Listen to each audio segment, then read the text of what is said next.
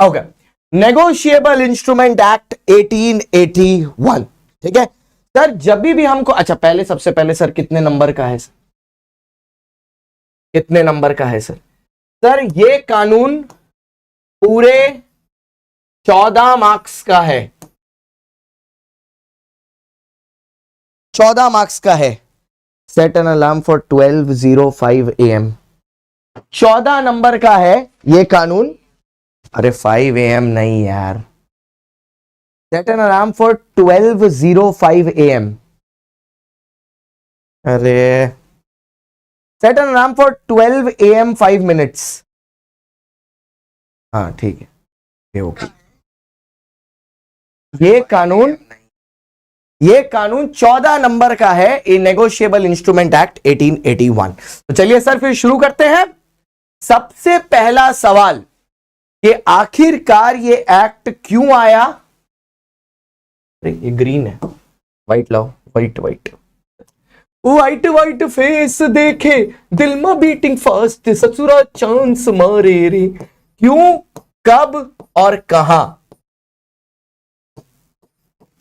Sir ये कानून क्यों आया, ये कानून कब आया और ये कानून कहां तक एप्लीकेबल है? ये 4 सवाल हमारे सामने हैं, क्यों, कब और कहां, ठीक है। तो चलिए सर शुरू करते हैं। सर ये कानून क्यों आया सर? सर ये कानून आया जिससे पैसा पेमेंट करने के लिए,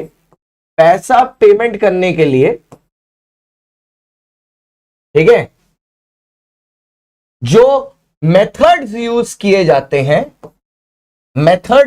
जाते हैं उसके ऊपर लीगल रूल्स बनाए जा सके। सर जैसे बहुत पहले से, ठीक है, बहुत पहले से पैसा देने के अलग अलग तरीके रहे हैं, ठीक है, चाहे फिर वो बिल्स ऑफ एक्सचेंज हो, चाहे फिर वो प्रॉमिसरी नोट हो, अलग अलग रहे हैं। बट उन सबको लीगलाइज करने के लिए there has to be a medium. तो नेगोशिएबल इंस्ट्रूमेंट एक्ट इंट्रोड्यूस किया गया था इस तरह के पैसा पेमेंट करने के मेथड्स के लिए, लीगल रूल बनाने के लिए। इसको कब इंट्रोड्यूस किया गया?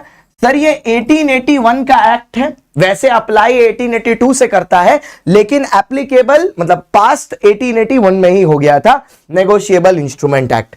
और ये कहां तक अप्लाई होता है सर? अब भारत में हर जगह अप्लाई होता है, तो it applies to the whole of India, पूरे भारत देश के हर कोने में अप्लाई होता है ये। तो पहले क्यों, कब और कहां मैटर क्लियर है सर? क्यों, कब और कहां, ये मैटर क्लियर है। अब मैटर को आगे बढ़ाते हैं। What is the matter? Is the matter, is the matter, is the, आइए सर, ओके चलिए। अब देखो सर, सबसे पहले पता है क्या हुआ? सबसे पहले हुआ चीटिंग। जैसे ही नेगोशिएबल इंस्ट्रूमेंट एक्ट आया, तो अगर आप देखो तो पहले नेगोशिएबल इंस्ट्रूमेंट एक्ट आया है, ठीक है, पहले एनआई एक्ट आया है, ठीक है, और एनआई एक्ट आया है 1881 में। उसके बाद जो आरबीआई एक्ट आया है, आरबीआई एक्ट आया है 1934 में। तो आरबीआई एक्ट ने ना अपने आप को इंट्रोड्यूस करते ही बोल दिया कि मैं नेगो को फॉलो नहीं करूंगी। अब इसके पीछे एक रीजन है, ठीक है, इसके पीछे एक रीजन है। क्यों सर? जैसे ही मैं नेगोशिएबल इंस्ट्रूमेंट की आपको डेफिनेशन पढ़ाऊंगा, आपको समझ में आ जाएगा रीजन क्या है। Sir what is a negotiable instrument? Negotiable instrument मतलब कोई भी ऐसा चीज जिससे आप पैसे पाने का हक एक आदमी से दूसरे आदमी को ट्रांसफर कर सकते हैं। Negotiable instrument means any instrument by which can be transferred from one person to another, either by delivery या बाय एंडोर्समेंट प्लस डिलीवरी। क्या बोला? ईदर बाय डिलीवरी और बाय इंडोर्समेंट प्लस डिलीवरी। अब ये इंडोर्समेंट का मतलब क्या होता है, डिलीवरी का मतलब क्या होता है, सारी चीजें मैं बताऊंगा, आप उसकी परेशानी मत उठाओ, सब बताऊंगा मैं। लेकिन अभी ये समझो कि नेगोशिएबल इंस्ट्रूमेंट का मतलब क्या होता है? कोई भी इंस्ट्रूमेंट इन राइटिंग जिससे आप पैसा पाने का राइट एक आदमी से दूसरे आदमी को ट्रांसफर करते हो, ठीक है, ईदर बाय एंडोर्समेंट और एंडोर्समेंट प्लस डिलीवरी। ये क्लियर है सर? ठीक है। अब देखो सर, देश में ना नेगोशिएबल इंस्ट्रूमेंट बहुत तरीके के हैं, लेकिन ये जो चैप्टर है ये स्पेसिफिकली 3 चीजों को कवर करता है। जो इस चैप्टर का सेक्शन 13 भी है उसमें 3 भी आता है। तो सिर्फ 3 तरह के नेगोशिएबल इंस्ट्रूमेंट हमारे सिलेबस में है और इस एक्ट के अंदर आते हैं, promissory note, bills of exchange और चेक। इसके अलावा ये किसी और को कवर ही नहीं करता। PCB Pakistan cricket board, PCB Pakistan cricket board, ठीक है, पीसीबी पाकिस्तान क्रिकेट बोर्ड। तो पी फॉर है प्रॉमिसरी नोट, सी फॉर है चेक, बी फॉर है bills of exchange, PCB Pakistan cricket board, ठीक है। तो सिर्फ ये इन 3 को ही कवर करता है। अब मैं इस लॉजिक के पीछे आता हूं कि आखिरकार आरबीआई ने क्यों अपने आप को बाहर निकाल लिया। इसके पीछे मैं रीजन बताता हूं आपको। एक्चुअली देखो, आरबीआई हमारे देश में, सुनना मेरी बात, ठीक है, आरबीआई हमारे देश में, आपको यह बात क्लास 11th में और 12th में पढ़ाया गया होगा।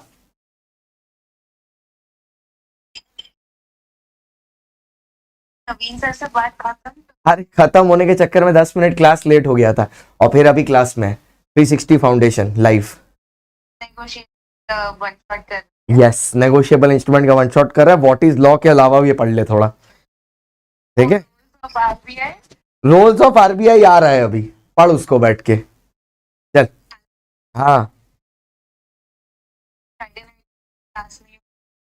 सैटरडे नाइट बाहर जाना है ना, कल निकलना है, इसीलिए आज ले रहा है। चल चल रख, क्लास लेने दे, रख, बच्चे लोग देख रहे हैं। बाय, शुक्रिया। चश्मा एक और ऑर्डर कर। हाँ हाँ ठीक है, चल रख, सब चीज ले लेना है दूसरा का। एक बात बोलूं? अरे लाइव है तू भाई, माइक यहाँ लगा हुआ है, शर्म कर ले थोड़ी। चल बात बोलूं? बोल। चल ठीक है, बाय बाय।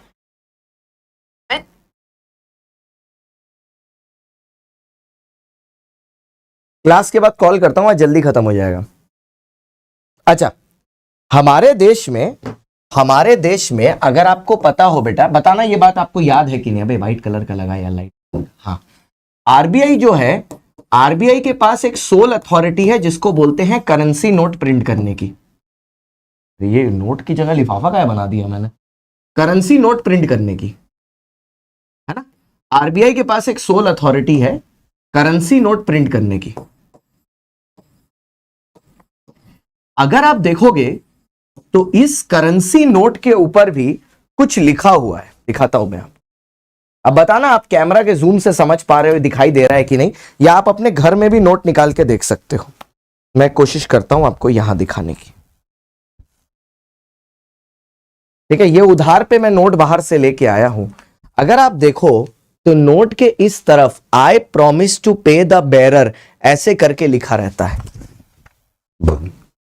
अगर नोट के लेफ्ट हैंड साइड में देखोगे तो यहां लिखा होता है आई प्रॉमिस टू पे द बेरर, नोट के लेफ्ट हैंड साइड पर लिखा होता है, ठीक है, इस तरफ, ठीक है।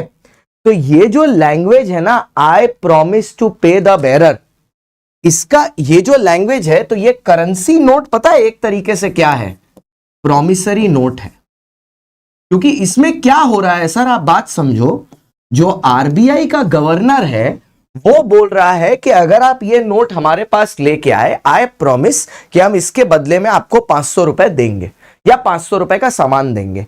अब आप मेरी बात समझना, ठीक है, अब आप मेरी बात ध्यान से समझना, ठीक है, अच्छे से लिखता हूं, ठीक है। आरबीआई इधर करेंसी नोट प्रिंट कर रहा है। अब आप बताना प्रॉब्लम होगी कि नहीं। करेंसी नोट प्रिंट कर रहा है, करेंसी नोट को मैंने बोला है प्रॉमिसरी नोट, क्योंकि उसमें लैंग्वेज ही ऐसे लिखी है कि एक आदमी दूसरे आदमी को प्रॉमिस कर रहा है कि 500 रुपए का सामान देगा।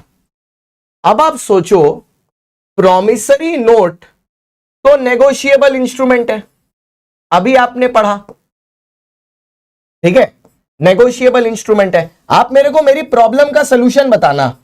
ये नेगोशिएबल इंस्ट्रूमेंट है और ये कानून 8081 में आया है।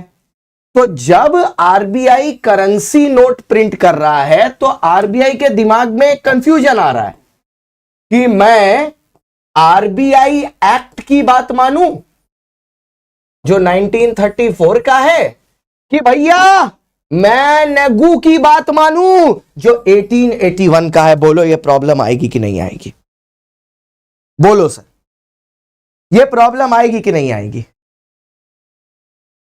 बोलो सर, ये प्रॉब्लम आएगी कि नहीं आएगी? हाँ कि ना?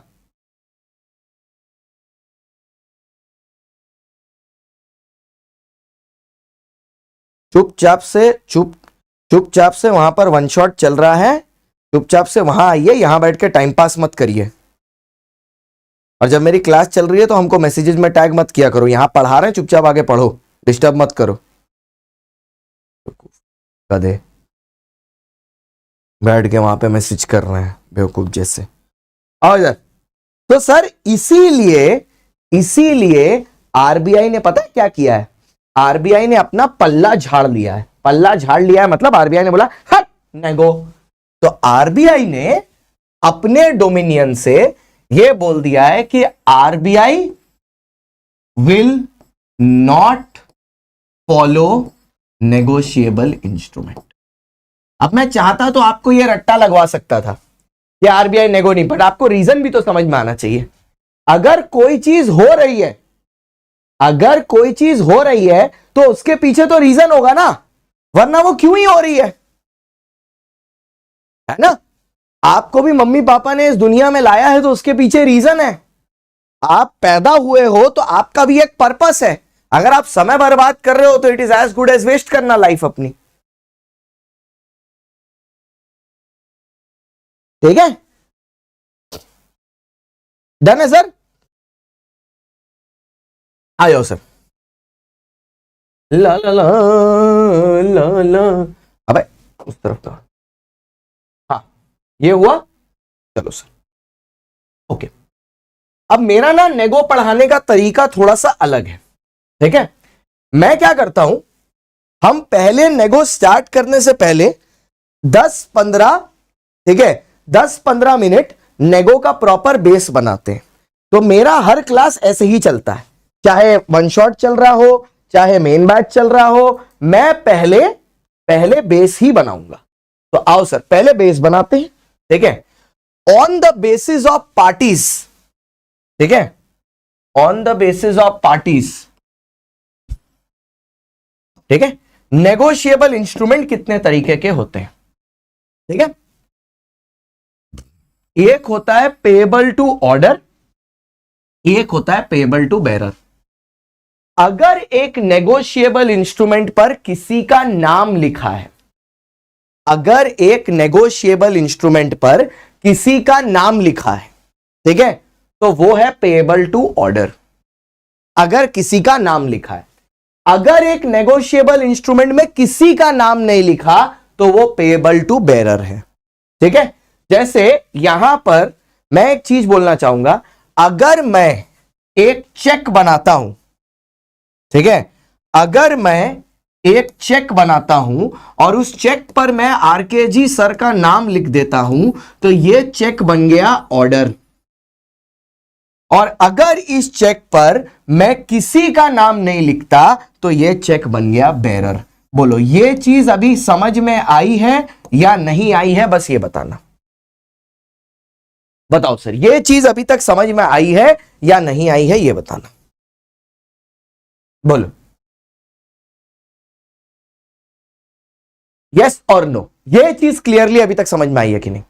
अच्छा, लेकिन मेरे पास ना एक मैजिक है, मैं ऑर्डर इंस्ट्रूमेंट को भी बेरर बना सकता हूं। जादू की छड़ी है, हाँ सर, रिंगार्डियम लेवियोसा। अभी हम ऑर्डर इंस्ट्रूमेंट को भी बेरर बना देंगे। सर कैसे? समझाते हैं। ठीक है, मान लो, ठीक है, हमने एक चेक दिया, हम यहां पर हैं सीएसजी, हमने एक चेक दिया आरकेजी सर का नाम लिख के, तो ये ऑर्डर है। ठीक है, आरकेजी सर ने क्या किया, आरकेजी सर ने इसको इंडोर्स कर दिया। इंडोर्स का मतलब होता है किसी दूसरे को देना। इंडोर्स का मतलब होता है कोई चीज किसी दूसरे को देना। अब मेरी बात समझना, क्योंकि ये ऑर्डर इंस्ट्रूमेंट है, क्योंकि ये ऑर्डर इंस्ट्रूमेंट है, तो दूसरे को देने के लिए आरकेजी सर को अपना सिग्नेचर करना होगा और उस दूसरे पार्टी का नाम लिखना होगा। तो आरकेजी सर ने क्या किया, आदि सर का नाम लिखा और अपना साइन कर दिया यहां पर आरकेजी, और ये चीज आदि सर को पकड़ा दी। ये जो इन्होंने किया है ना यहां पर, इसको बोलते हैं इंडोर्समेंट प्लस डिलीवरी। इसको बोलते हैं इंडोर्समेंट प्लस डिलीवरी। जब आपने किसी का नाम लिखा है और जाके वो चीज दूसरे को पकड़ा भी दी है, इसको बोलते हैं इंडोर्समेंट प्लस डिलीवरी। जब आपने दूसरे का नाम लिखा है और दूसरे को पकड़ा भी दी, ये हो गया इंडोर्समेंट प्लस डिलीवरी। यहां तक क्लियर। अब आदि बाबा ने क्या किया, आदि बाबा ने क्या किया यहां पर, यह देखना, आदि बाबा का रोल देखना इसमें। आदि बाबा ने क्या किया, आदि बाबा ने यही इंस्ट्रूमेंट, ठीक है, पकड़ा दिया शिवानी मैम को, शिवानी शर्मा को, ये मैम के बाल हैं, शिवानी मैम को, लेकिन उन्होंने इसमें शिवानी मैम का नाम नहीं लिखा, सिर्फ अपना साइन कर दिया। अब ये जो इंस्ट्रूमेंट है ना, ये जो इंस्ट्रूमेंट है, ये जो इंस्ट्रूमेंट है, ये इंस्ट्रूमेंट बन गया, ये इंस्ट्रूमेंट बन गया, ठीक है, कौन सा, बेरर, वापस से, क्योंकि इस पर दूसरे पार्टी का नाम हट गया। वो जो बच्चा आया बोला क्लास 12 और फाउंडेशन कैसे करें, बेटा आपको किसी भी तरह का गाइडेंस चाहिए, अब इस नंबर पर मेरे को मैसेज कर लो, ठीक है, व्हाट्सएप कर लो, मैं आपको गाइड कर दूंगा 9674362447।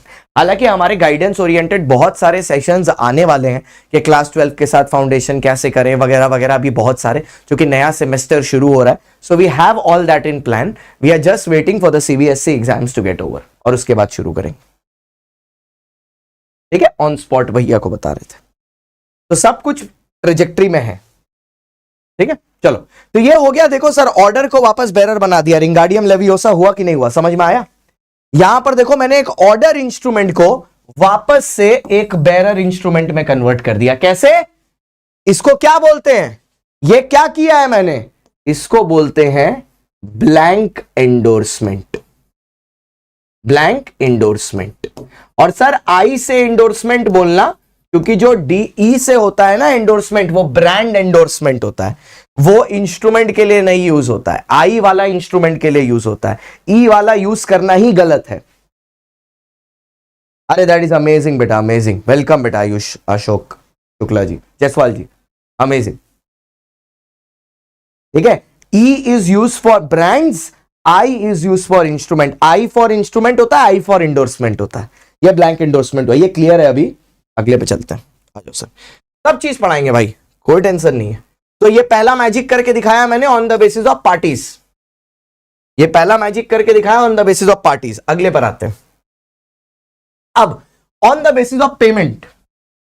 अब पेमेंट के बेसिस पर कितने तरह के इंस्ट्रूमेंट होते हैं, एक होता है पेएबल ऑन डिमांड, जैसा होता है चेक। भाई मेरे अकाउंट में अगर पैसा है, मैं जिस दिन चेक लेके जाऊंगा वो क्या उसका बाप भी देगा।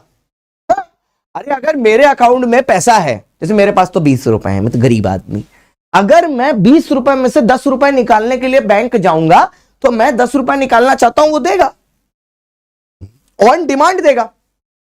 वो थोड़ी ना बोलेगा आज नहीं 10 दिन बाद आना। अरे मेरा पैसा है, मेरा जब मन हो तब निकालूंगा, बिल्कुल देगा, जब मन हो तब निकालूंगा, है ना, सिंपल सी चीज है। दूसरा होता है on time, which is payable on maturity, जिसमें एक डेट होती है। जैसे जब मैं आपको बिल ऑफ एक्सचेंज पढ़ाऊंगा और जब प्रॉमिसरी नोट पढ़ाऊंगा, तो उसमें ना बेटा एक डेट होती है।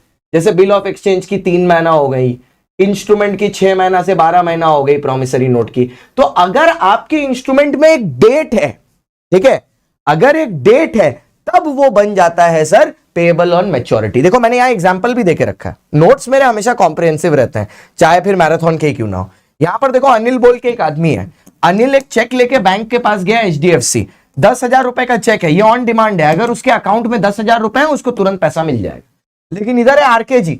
आरकेजी सर ने सीएसजी को प्रॉमिस किया कि मैं दिन रात उबर चलाऊंगा और 3 महीना में तुमको 10,000 रुपए लाके दूंगा। तो यहां पर ये डिमांड इंस्ट्रूमेंट होगी, डिमांड इंस्ट्रूमेंट नहीं है, टाइम इंस्ट्रूमेंट है, क्योंकि 3 महीना बाद पैसा मिलेगा। बोलो अभी क्लियर? बोलो।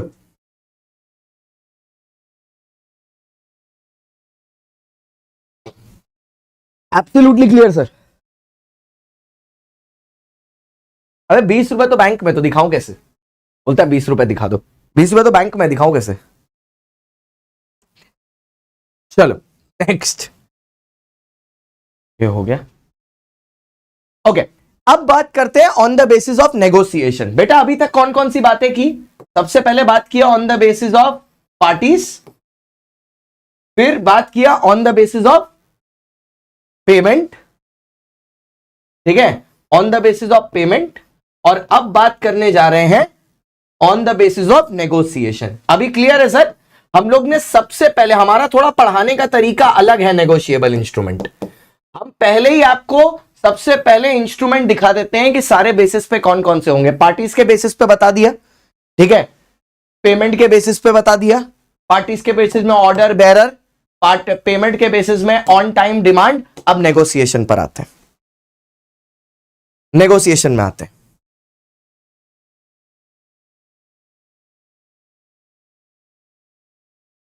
बेटा मैसेज करिए, क्लास कर रहा हूं, व्हाट्सएप कर दीजिए, क्लास के बाद देखता हूं। अच्छा आइए अब आते हैं नेगोशिएशन में। सर तो नेगोशिएशन के बेसिस पर डिपेंड करेगा कि आप अच्छा पहली बात, नेगोशिएशन का मतलब क्या होता है? नेगोशिएशन का मतलब होता है ट्रांसफर। लिख लें सब लोग, नेगोशिएशन का मतलब है ट्रांसफर। अब ट्रांसफर किस हिसाब से होगा? हेलो, हाँ मैसेज करो, लेक्चर के बाद बताता हूं, क्लास में हो, व्हाट्सएप कर लो। हाँ, अब नेगोशिएशन किस हिसाब से होता है वो डिपेंड करता है इंस्ट्रूमेंट कैसा है। अगर वो एक बेरर इंस्ट्रूमेंट है तो नेगोशिएशन मियर डिलीवरी से हो जाएगा। मियर डिलीवरी मतलब हाथ से पकड़ा दो। जैसे अनिल है, इस पर किसी का नाम नहीं लिखा, उसने राकेश को पकड़ा दिया, राकेश रिया को पकड़ा देगा, रिया नौरा को पकड़ा देगी, नौरा नेहा को पकड़ा देगी, नेहा कंगना को पकड़ा देगी। सबको ट्रांसफर हो सकता है, कोई किसी का नाम नहीं लिखा। लेकिन अगर ऑर्डर है तो उसमें इंडोर्समेंट और डिलीवरी दोनों चाहिए। इंडोर्समेंट का मतलब है जो आदमी दे रहा है उसका सिग्नेचर होना चाहिए। इंडोर्समेंट का मतलब है जो आदमी दे रहा है उसका सिग्नेचर होना चाहिए, और वो खुद अपने कदमों से चल के आके तुम्हें इंस्ट्रूमेंट दे रहा होना चाहिए, तब होता है। बोलो क्लियर है?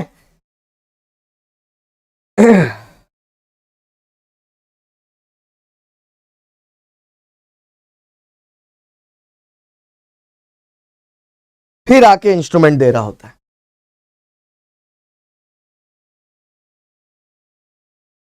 Is it clear sir? बोलो। तो नेगोशिएशन क्या है? ऑर्डर इंस्ट्रूमेंट का होता है बाय इंडोर्समेंट प्लस डिलीवरी, और बेरर इंस्ट्रूमेंट का by mere delivery of the instrument. That's it, और कुछ नहीं। ठीक है, चलो सर डन। नेक्स्ट,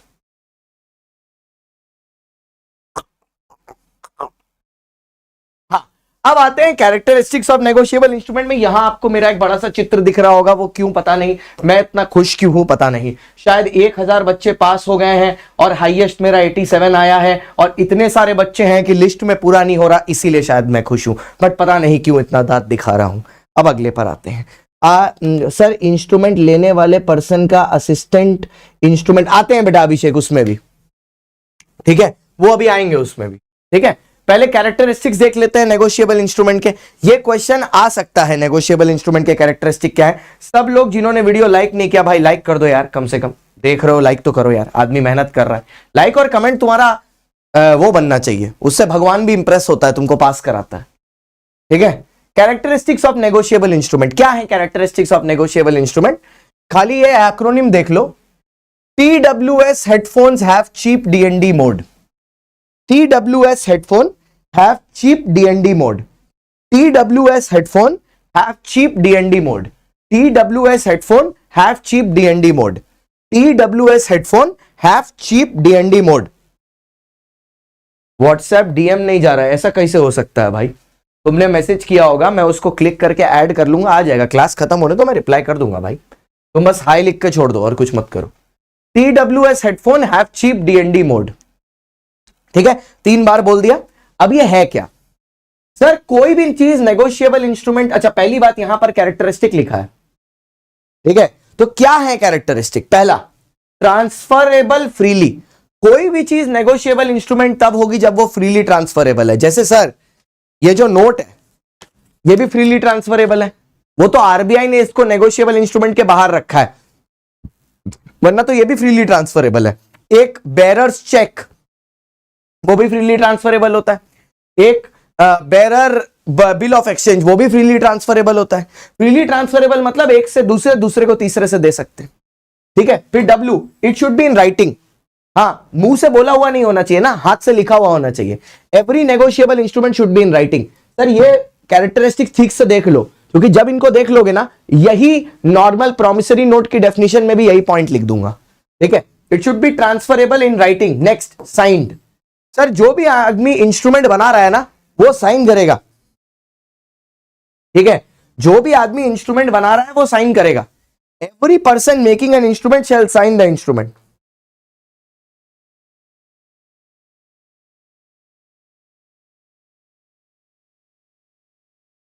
आपको रिप्लाई कर दिया मैंने ऑन स्पॉट, ठीक है। We will discuss after class, ठीक है। वो साइन करेगा, क्योंकि अगर इंस्ट्रूमेंट साइन नहीं है तो पैसा पाने का हक कैसे क्रिएट होगा? It has to be sign. अगर पर्सन ने इंडोर्समेंट कर दिया है और डिलीवरी से पहले, अरे बेटा आएंगे अंकित जी, डेथ उथ सब में आएंगे, आप रुकिए, तो पूरा मार मूर के अलग कर देंगे वो पॉइंट को, आप रुकिए, टेंशन मत लीजिए, ठीक है। It should be in writing, it should be signed, ठीक है। उसके बाद चीप DND मोड का C आया, सर्टेनिटी। सर कुछ चीजें सर्टेन होनी चाहिए। कैसे? क्या सर्टेन होना चाहिए? कितना मनी दे रहे हैं, कितना टाइम दे रहे हैं, और किसको दे रहे हैं, किसको पैसा मिलने वाला है, कितना टाइम में, कब पैसा मिलने वाला है, किसको पैसा मिलने वाला है। मनी, टाइम एंड पे शुड बी सर्टेन।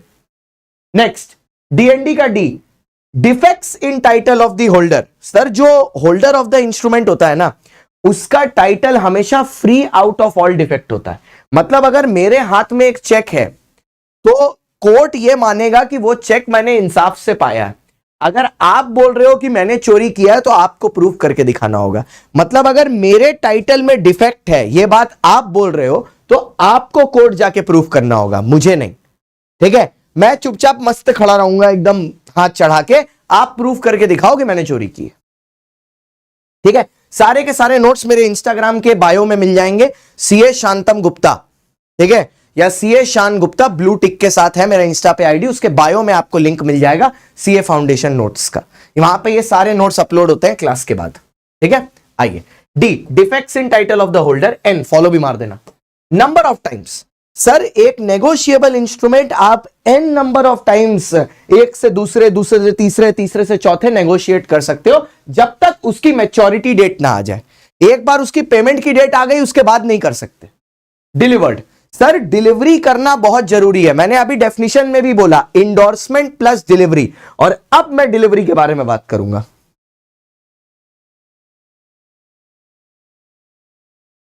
भाई देखो, मेरे को पता नहीं, ठीक है, मेरे पास अभी एक नंबर से निर्भया सैनी का आया है, मैंने लिख दिया will discuss after the class.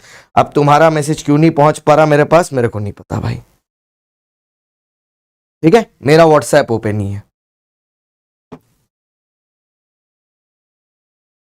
ठीक है। आओ सर, अब आया डिलीवर्ड। डिलीवर्ड मतलब वो पहुंचना चाहिए। अब इसके बारे में हम थोड़ी बात करेंगे। आओ सर, सबसे पहली बात मेरे को जानना है, बच्चे को मैं एड्रेस कर रहा हूं अभी। देखो सारे डाउट आ जाएंगे, ठीक है, इस टॉपिक से रिलेटेड जितने। क्या डिलीवरी इंपॉर्टेंट है?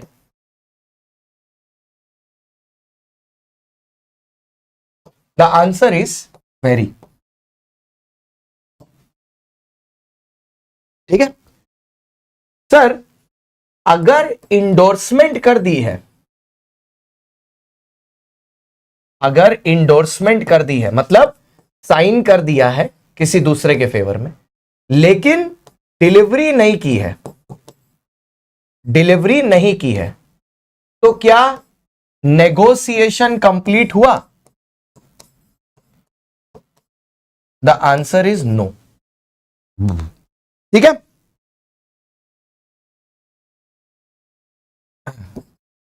1 2 3। ठीक है, अब मैं एक एक करके सारे बताऊंगा। ठीक है, आपने इंडोर्समेंट कर दी है। ठीक है, इंडोर्समेंट डन है प्रायर टू डिलीवरी। जो मेकर है उसकी डेथ हो जाती है, उसकी डेथ हो जाती है, और उसका जो लीगल रिप्रेजेंटेटिव है उसने डिलीवरी कर दी। ठीक है, क्या यह नेगोशिएशन वैलिड होगा? The answer is no. Legal representative द्वारा की हुई डिलीवरी नेगोशिएशन को वैलिड नहीं बनाती। पहला डाउट लोगों का यह था ना, डील हो गया। कोई बात नहीं बेटा, ऑन स्पॉट तुम्हारी जिंदगी में फिर हम समझ गए बेटा तुम यहां क्या करने आए हो, हमको समझ में आ गया बेटा। अब मैंने ये सब बातों पर अननेसेसरी रिएक्ट करना छोड़ दिया। एक बार और बोलूंगा, 9674362447, बस यही नंबर है। अब दोबारा नहीं रिप्लाई कर पाऊंगा भाई। ठीक है,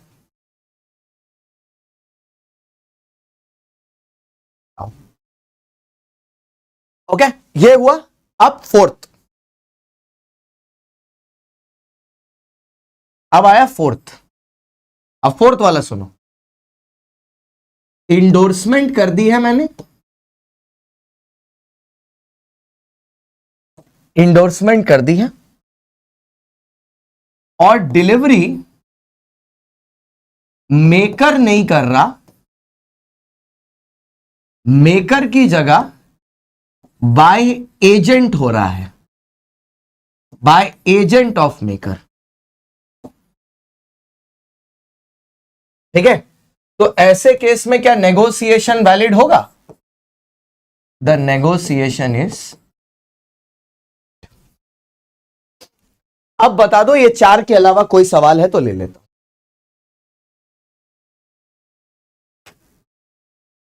बोलो, इन चार के अलावा कोई सवाल है तो बोलो, मैं ले लेता हूं, क्योंकि मेरे को लगता है यही सवाल घूम रहे होंगे आपके दिमाग में, इनके अलावा कोई नहीं होगा। यही चार थे ना, तो डिलीवरी के साथ मैंने उसको लिया क्योंकि वो डिलीवरी से रिलेटेड थे, इसलिए डिलीवरी के साथ समझा दिया। अभी क्लियर है सर? और तो कोई सवाल नहीं है? ठीक है, एब्सोल्युटली क्लियर। और सुनो सर, एक और मैं जोड़ देता हूं।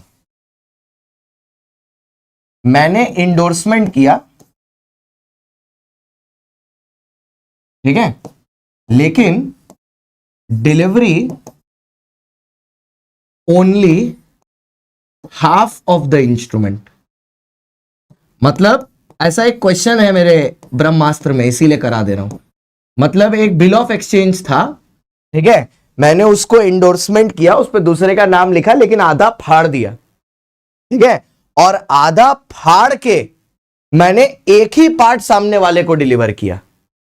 ठीक है, क्या यह कंप्लीट नेगोशिएशन होता है? द आंसर इज नो, क्योंकि नेगोशिएशन तभी कंप्लीट होगा जब पूरा इंस्ट्रूमेंट आपने डिलीवर किया है, तो यह भी नहीं होगा।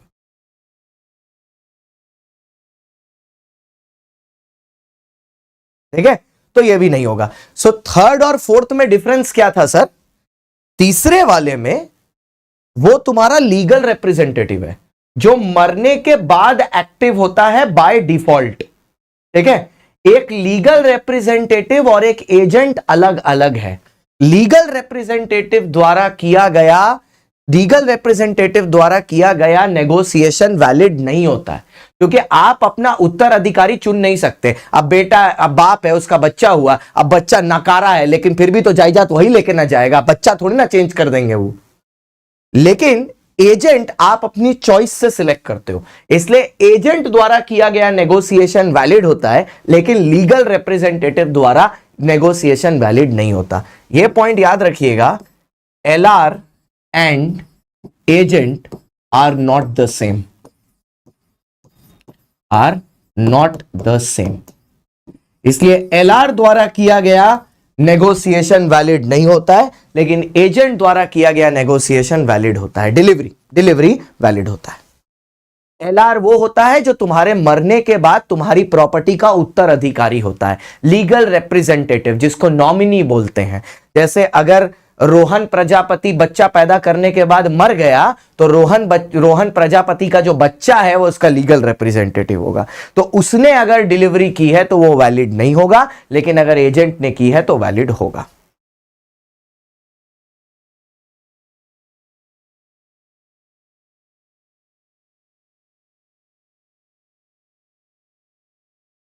ठीक है, इज इट क्लियर सर?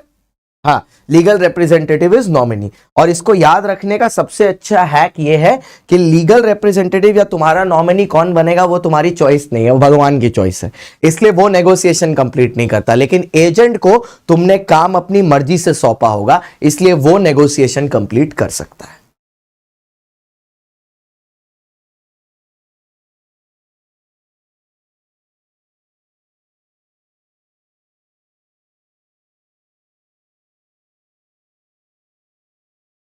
उल्टर में? अरे बेटा ये सब क्या, ये देखो ये अलग ही मेकर इशू किया और डेथ हो गया, एलआर भी डिलीवर नहीं कर सकता, तो उसके अल्टर में कैसे पेमेंट कर सकते हैं? अल्टर में नहीं होता है बेटा, पहले ठीक से लिखो। उस केस में आप जो पेमेंट पाने वाला है वो कोर्ट जाएगा और कोर्ट में जाके बोलेगा कि मेरा ये पैसा बाकी है। तो जो मर गया है उसकी प्रॉपर्टी जितनी एलआर को मिली है लीगल रिप्रेजेंटेटिव को, उसमें से वो सामने वाले की उधारी वापस करेगा, वो इंस्ट्रूमेंट नहीं दे देगा। क्योंकि सर लॉजिक समझो, वो इंस्ट्रूमेंट कैसे दे सकता है? जिस आदमी का साइन किया वो तो मर गया, उसका तो खेला खत्म। तो प्रॉपर्टी से रिकवर कर सकता है, बट उसको कोर्ट से जाना पड़ेगा या लीगल रिप्रेजेंटेटिव को कांटेक्ट करना पड़ेगा। वो इंस्ट्रूमेंट गाल खारिज हो गया, सीधी सी बात। क्योंकि एजेंट ने नहीं, एलआर के पास है, वो एजेंट के पास नहीं। अरे बोल रहा एलआर की अथॉरिटी ना हो रहा है, एलआर की अथॉरिटी नहीं है भाई अंधे महाराज। मैंने वहां नेगोशिएशन में क्रॉस लिखा है, एलआर कर नहीं सकता। LR is not an agent, paper में एजेंट वर्ड लिखा होना चाहिए। चलो अब हो गया, आगे बढ़ते हैं। अब फालतू की चीजें आ रही हैं, जो समझाना था वो समझ चुके हैं, फालतू में अब नौटंकी कर रहे हैं, और कोई बात नहीं। अच्छा, उसके बाद सर ये जो इंस्ट्रूमेंट है वो पैसे पेमेंट करने के लिए ही होना चाहिए, वो सिर्फ और सिर्फ मनी पेमेंट करने के लिए ही होना चाहिए। ठीक है, the instrument shall be to pay money only. ठीक है,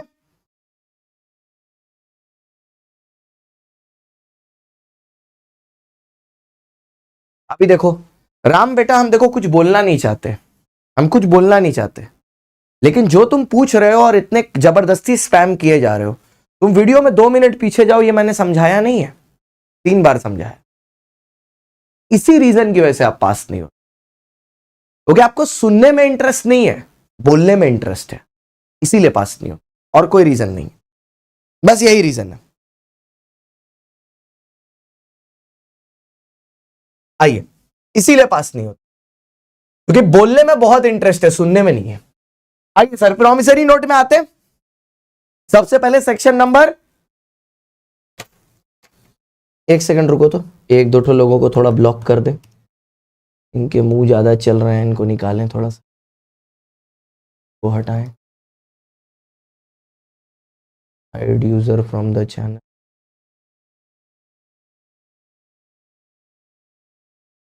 और कोई है, इनको भी हटाओ, इनकी भी ज्यादा चढ़ रही है।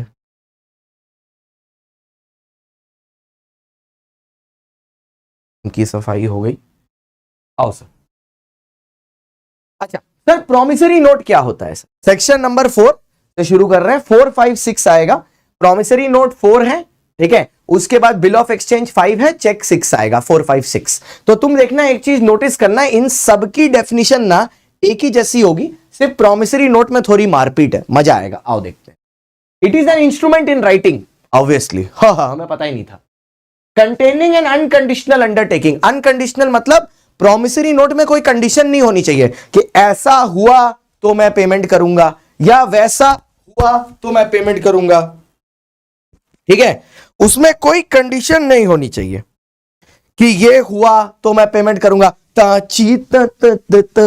ऐसा नहीं होना चाहिए, कोई कंडीशन नहीं होनी चाहिए, it should be unconditional.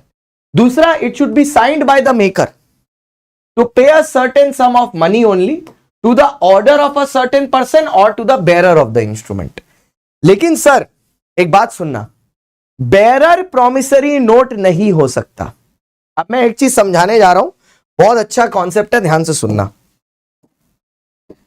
Sir promissory note की डेफिनेशन में साफ साफ लिखा है कि बेरर प्रॉमिसरी नोट नहीं हो सकता। अच्छा, बेरर प्रॉमिसरी नोट होता है, डेफिनेशन में लिखा है, लेकिन एक चीज और बताते हैं, बेरर प्रॉमिसरी नोट जो कि एक करेंसी नोट है, क्योंकि अगर आप देखो तो bearer promissory note currency note ही होता है। ये 500 रुपए का नोट मेरे हाथ में है, मैं इससे सामान खरीद सकता हूं, ये अगर मैं तुमको दे दूं तुम भी सामान खरीद लोगे, यही तो है बेरर प्रॉमिसरी नोट। अब प्रॉब्लम समझो, अगर मैंने नेगोशिएबल एक्ट में बेरर प्रॉमिसरी नोट इशू करने की पावर लोगों को दे दी, तो फिर उस केस में अगर मैंने बेरर प्रॉमिसरी नोट इशू करने की पावर लोगों को दे दी, तो फिर उस केस में एक नॉर्मल प्रॉमिसरी नोट में और करेंसी नोट में क्या फर्क रह जाएगा?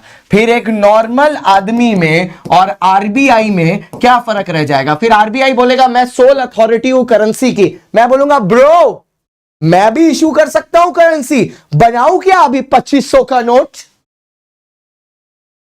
प्रॉब्लम आएगी ना, प्रॉब्लम आएगी, कोई अंतर नहीं रह जाएगा। इसीलिए प्रोविजन क्या बनाया गया है, सुनो, प्रॉमिसरी नोट की डेफिनिशन से बेरर नहीं हटाया गया है, यह रखा गया है। क्यों? क्योंकि अगर यहां से बेरर हम लोग हटा देते तो फिर करेंसी नोट को प्रॉमिसरी नोट कैसे बोलते? तो यहां पर बेरर रखा गया है। फिर क्या बोला गया है? However only RBI can issue bearer promissory note which is a currency note।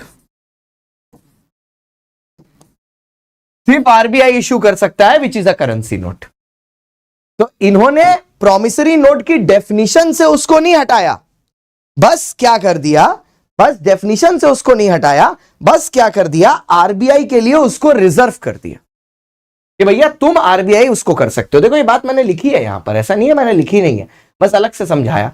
But RBI prohibits the issue of bearer instrument as they can only issue bearer promissory note which is currency.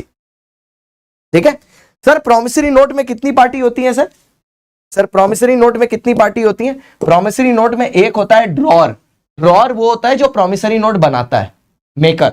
जैसे currency के मामले में RBI drawer है। पेई कौन है? जो उसको पैसा मिलता है उस पे। अभी ये 500 रुपए का नोट मेरे पास है, तो ड्रॉर कौन है? आरबीआई। ये 500 रुपए के नोट का पेई कौन है? मैं, क्योंकि ये अभी मेरे पास है। ठीक है, नेक्स्ट,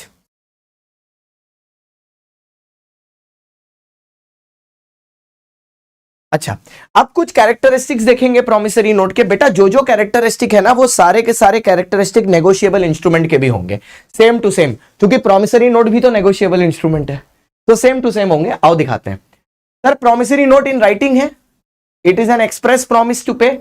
सर इसमें अनकंडीशनल वाले पॉइंट पर थोड़ी सी बात करूंगा। देखो प्रॉमिसरी नोट या कोई भी नेगोशिएबल इंस्ट्रूमेंट हमेशा अनकंडीशनल होना चाहिए, लेकिन अगर कोई ऐसी कंडीशन है जो डेफिनेट है तब तो वो लिया जा सकता है। जैसे मयंक कुमार के ऊपर एक कंडीशन लगी कि इंस्ट्रूमेंट तभी पेमेंट होगा जब मयंक कुमार की डेथ हो जाए। तो मरेगा तो एक दिन पक्का Mayank Kumar. Timer for 5 minutes. मरेगा तो एक दिन पक्का मयंक कुमार, ऐसा तो नहीं है कि मरेगा नहीं, तो वो तो डेफिनेट कंडीशन है ना, तो वो हो सकता है। लेकिन मयंक कुमार की शादी, अब भाई वो तो एक दिन हो सकता है मयंक कुमार की शादी हो सकता है, दूसरे दिन मयंक कुमार की शादी ना हो सकता है, हो भी सकता है, नहीं भी हो सकता है, तो वो नहीं डाल सकते। किसी चीज में अगर सर्टिनिटी है तो वो डाल सकते। अरे कैरेक्टरिस्टिक ही तो डेफिनेशन है, इसीलिए तो TWS हेडफोन वाला चीज अगर याद रहे तो किसी का भी डेफिनेशन बन जाएगा। बोला ना, it is in writing, it is an unconditional undertaking signed by the maker to pay a certain sum of money and money only to the order of the bearer of the instrument. जो TWS headphone have cheap DND mode है, उसी से तो characteristic निकाल के definition बना है, और तीनों की डेफिनेशन एक ही जैसी है। और इसके डेफिनेशन का हमने एक एक्रोनिम भी बनाया था। कहां गया भाई, अरे पीछे चलो। अरे इसके डेफिनेशन का हम लोग ने एक एक्रोनिम भी बनाया था। देखो, राइटिंग का W हुआ, ठीक है, अनकंडीशनल अंडरटेकिंग का U हुआ, सम ऑफ मनी का M हुआ, ठीक है, सम ऑफ मनी का M हुआ, ऑर्डर ऑफ द इंस्ट्रूमेंट का O हुआ, और बेरर का B हुआ। हमने इसका बनाया था वेरी ऑसम। वेरी ऑसम, ठीक है, वेरी ऑसम।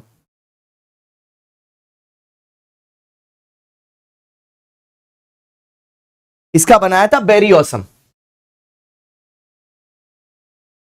ठीक है। चलो सर, वेरी ऑसम। BOE तो बेरर हो सकता है, हाँ BOE बेरर हो सकता है, अभी आएंगे ना उस पे। पहले प्रोमिसरी नोट तो खत्म कर लो भाई, एक एक करके कर लो, इतना हड़बड़ाई काहे की चीज के लिए। आओ, ये तो टॉपिक वैसे भी छोटा है।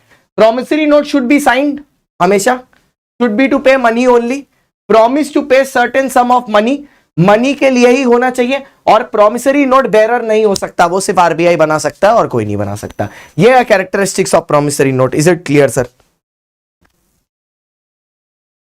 Is it clear sir? Bearer मतलब जिसपे किसी का नाम नहीं लिखा, बेरर मतलब जिसपे किसी का नाम नहीं लिखा। नेक्स्ट, आ जाओ सर। अब आते हैं सर बिल्स ऑफ एक्सचेंज पे। बिल्स ऑफ एक्सचेंज है सेक्शन नंबर 5, ठीक है। अब बिल्स ऑफ एक्सचेंज क्या बोलता है? सेम है sir, it is an instrument in writing. देखो फिर से, containing N unconditional order. Sir दोनों में फर्क है, पता है, अभी फिर ये बताते हैं। प्रॉमिसरी नोट में और बिल ऑफ एक्सचेंज में फर्क है। क्यों फर्क है सर, समझो। प्रॉमिसरी नोट में जो आदमी आपको पैसा देने वाला है, पैसा देने वाला, जो आदमी आपको पैसा देने वाला है वही प्रॉमिसरी नोट बना रहा है। RKG CSG, जो पैसा देने वाला है यही मेकर है। इसीलिए ये क्या बोलता है कि RKG सर प्रॉमिस कर रहे हैं, मतलब वादा कर रहे हैं, इसीलिए इसको बोलता है अनकंडीशनल अंडरटेकिंग, क्योंकि उन्होंने वादा किया है। लैंग्वेज का मतलब समझो, क्योंकि उन्होंने वादा किया है, इट्स एन अंडरटेकिंग। उन्होंने बोला है मैं दूंगा, उन्होंने वादा किया है। यहां पर RKG सर यहां है, RKG सर मैं एक दुकान में पिज्जा खाने गए हैं रिया जी के साथ।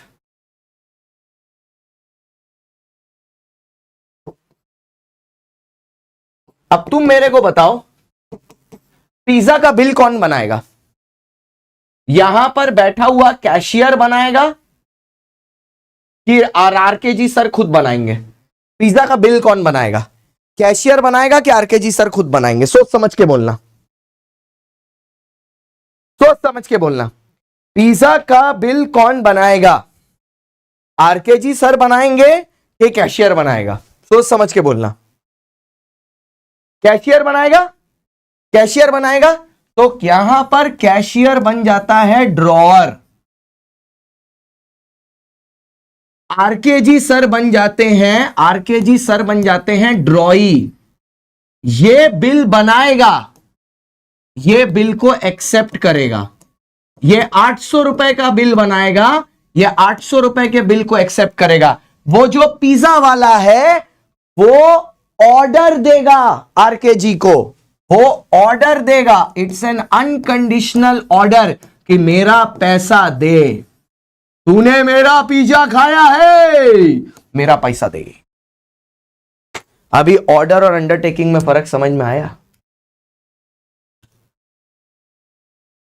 अभी ऑर्डर और अंडरटेकिंग में फर्क समझ में आया? बोलो सर, तूने मेरा पिज्जा खाया है, पैसा दे।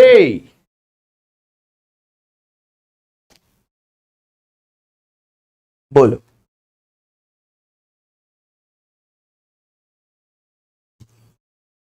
तूने मेरा पिज्जा खाया है, पैसा दे। बोलो।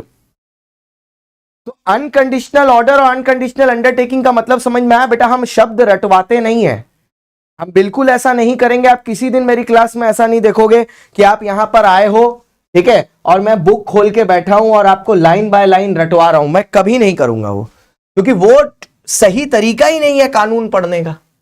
सर कानून क्यों पढ़ते हैं? For interpretation of law. कानून समझ में आना चाहिए, रेखा खींच के कानून की लैंग्वेज थोड़ी ना लर्न करनी है हमें, हमें पता होना चाहिए। अनकंडीशनल अंडरटेकिंग मतलब अपनी मर्जी से, जैसे मोहित वर्सेनी जी, तुमको अपनी मर्जी से अपने आप से वादा करना चाहिए कि मैं जिंदगी में पढ़ाई लिखाई करूंगा, मैं मेहनत करूंगा, तुमको अपने आप से वादा करना चाहिए वर्सेनी जी। तो that will be N unconditional undertaking, जिसमें तुम खुद से वादा किए हो। शुक्रिया बेटा बताने के लिए कि मेरा अलार्म बजा है, पता ही नहीं था मुझे।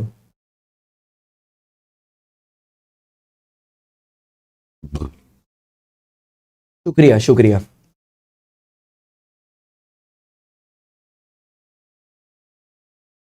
बच्चों आज का सेशन YouTube पर चल रहा है अभी, नेगोशिएबल इंस्ट्रूमेंट का वन शॉट, कृपा करके वहां पर ज्वाइन कर ले, ठीक है।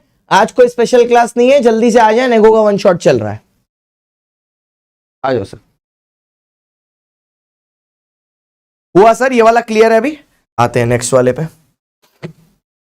दैट इज वाई यहां पर अनकंडीशनल ऑर्डर दिया हुआ है। नेक्स्ट, उसके बाद sir signed by the maker, हाँ, सामने वाले ने directing a certain person to pay a money only. सामने वाले ने बोला 800 रुपए का पिज्जा हुआ। अच्छा, बिल में एक्सेप्टेंस क्यों होता है? अरे उल्टा पुल्टा बिल भी तो बना सकता है ना। अब मान लो एक पिज्जा खाया, वो 800 रुपए की जगह 8000 का बिल बना के लेके आया, तो हम पे थोड़ी ना कर देंगे। आप में से कितने लोग हैं, सच सच बताइएगा, जो बाहर आज तक खाना खाने गए और किसी ना किसी समय बिल गलत बनाया गया है और आपने बिल में रिवीजन करवाया है? कितने ऐसे लोग हैं, हाथ उठाएं, जिनके साथ कभी ना कभी बिल गलत बनाया गया और उन्होंने बिल रिवाइज करने के लिए सामने वाले के पास वापस जाके अपील की है? कितने ऐसे लोग हैं? मेरे साथ हुआ है, मेरे साथ हुआ है।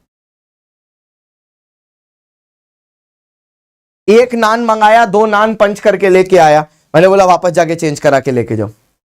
हाँ, तो अब वैसे केस में क्या है, इसीलिए तो बिल ऑफ एक्सचेंज में एक्सेप्टेंस जरूरी है मेरे भाई, इसीलिए तो बिल ऑफ एक्सचेंज में एक्सेप्टेंस जरूरी है। क्योंकि अगर गलत हुआ है तो उसको रिवाइज तो करना पड़ेगा ना, अगर गलत हुआ है तो उसको रिवाइज तो करना पड़ेगा। बोलता है डोमिनोज में कम बिल बना था। बेटा वहां कभी कम बिल नहीं बनता है, वहां आदमी चूस लेता है पूरा। एक तो वो आंटी पहले 400 रुपए का पिज्जा होता है, तुम वो पिज्जा देखो, तुम्हारा बिल 650 आ जाता है। वो आंटी उसमें ऐसी ऐसी चीजें बताती है, समझ ही में नहीं आता, बस हाँ हाँ हाँ हाँ मुंह से निकलता चला जाता है। ऐसा रहता है कि क्या ही उसको मना करें, जो बोल रही है भाई डाल ले, जो भी मन है तेरा डाल ले, ठीक है, अपने हिसाब से बना ले जैसा ठीक समझ में आए, ठीक है। अच्छा, तो सर कितने तरह की पार्टी होती है बिल ऑफ एक्सचेंज में?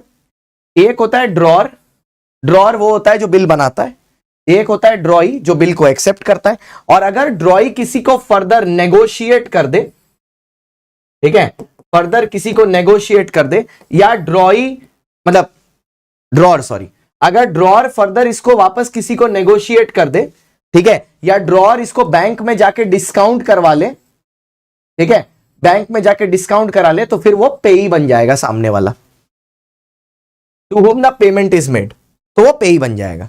बैंक उसको डिस्काउंट करके बिल दे देगा और सामने वाले से पैसा ले लेगा। डिस्काउंटिंग ऑफ बिल्स आपके सिलेबस में यहां पर नहीं है, बट मैं जस्ट आपको एक ब्रीफ इंट्रोडक्शन दे देता हूं वो क्या होता है। मान लो कालरा सर ने मेरे को एक बिल दिया जिसमें लिखा है 3 महीने बाद मैं पैसे मिलेंगे मेरे को। अब मैं 3 महीने तक वो बिल अपने पास रख सकता हूं, 3 महीने बाद कालरा सर के पास जाऊंगा, वो मेरे को पैसे दे देंगे, कॉमन सेंस है। लेकिन मैंने क्या किया, मैंने 3 महीने तक वो बिल को नहीं दिया किसी को, ठीक है, और रखा अपने पास, तो फिर 2 ही पार्टी होंगी, एक ड्रॉ और एक ड्रॉई, 2 ही पार्टी होंगी, ठीक है। उस केस में ड्रॉअर ही पेई होगा, क्योंकि मेरे को ही मिला पैसा और मैंने ही विड्रॉ कर लिया। ड्रॉअर एंड पेई can be the same person, drawer and पेई can be the same person. दूसरे केस में कालरा सर ने मेरे को 3 महीने का बिल दिया, मैंने बोला नहीं यार मुझे पैसा आज चाहिए, ठीक है, मैं वो बिल लेके क्या करूंगा, बैंक के पास दौड़ा दौड़ा चला जाऊंगा। मैं बैंक को बोलूंगा भैया मेरे को बिल डिस्काउंट करके दे दो। बैंक 2% 3% कुछ अमाउंट काट के मेरे को बिल डिस्काउंट करा के दे देगा। अब जब ड्यू डेट आएगी 3 महीना बाद, तो बैंक आरकेजी से पैसा लेगा। इस केस में पेई बैंक हो जाएगा, ड्रॉअर मैं रहूंगा और ड्रॉई आरकेजी रहेगा। तो पेई वो होता है जिसको इंस्ट्रूमेंट पर पैसा मिलता है।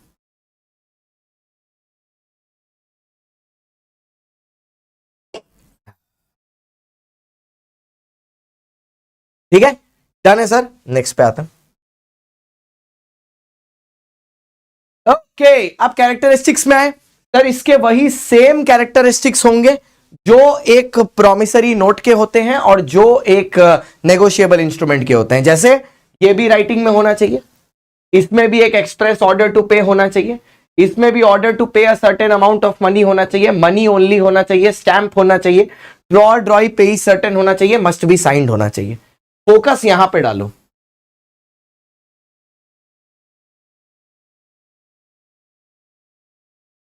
बिल्स ऑफ एक्सचेंज का क्या बोलता है, बेरर ऑन डिमांड नहीं हो सकता।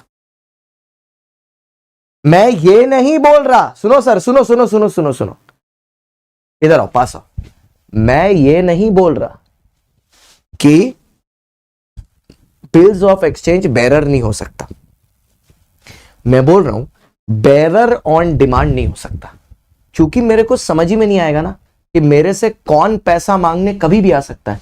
तो रात को 2 बजे मैं सो रहा हूं, अचानक से ओ गुप्ता जी पैसा दो, ऑन डिमांड है, ये नहीं होना चाहिए। तो बेरर हो सकता है लेकिन बेरर ऑन डिमांड नहीं होगा, ठीक है। बेरर हो सकता है बट बेरर ऑन डिमांड नहीं होगा। बेरर ऑन मैच्योरिटी हो सकता है 3 महीने बाद, हां, ठीक है। क्या ऑर्डर ऑन डिमांड हो सकता है? हां, कि एक पार्टी का नाम लिखा हुआ है, मेरे को पता है यही पैसा लेने आएगा। ऑर्डर ऑन डिमांड पॉसिबल है, बेरर ऑन डिमांड पॉसिबल नहीं है, ये याद रहेगा।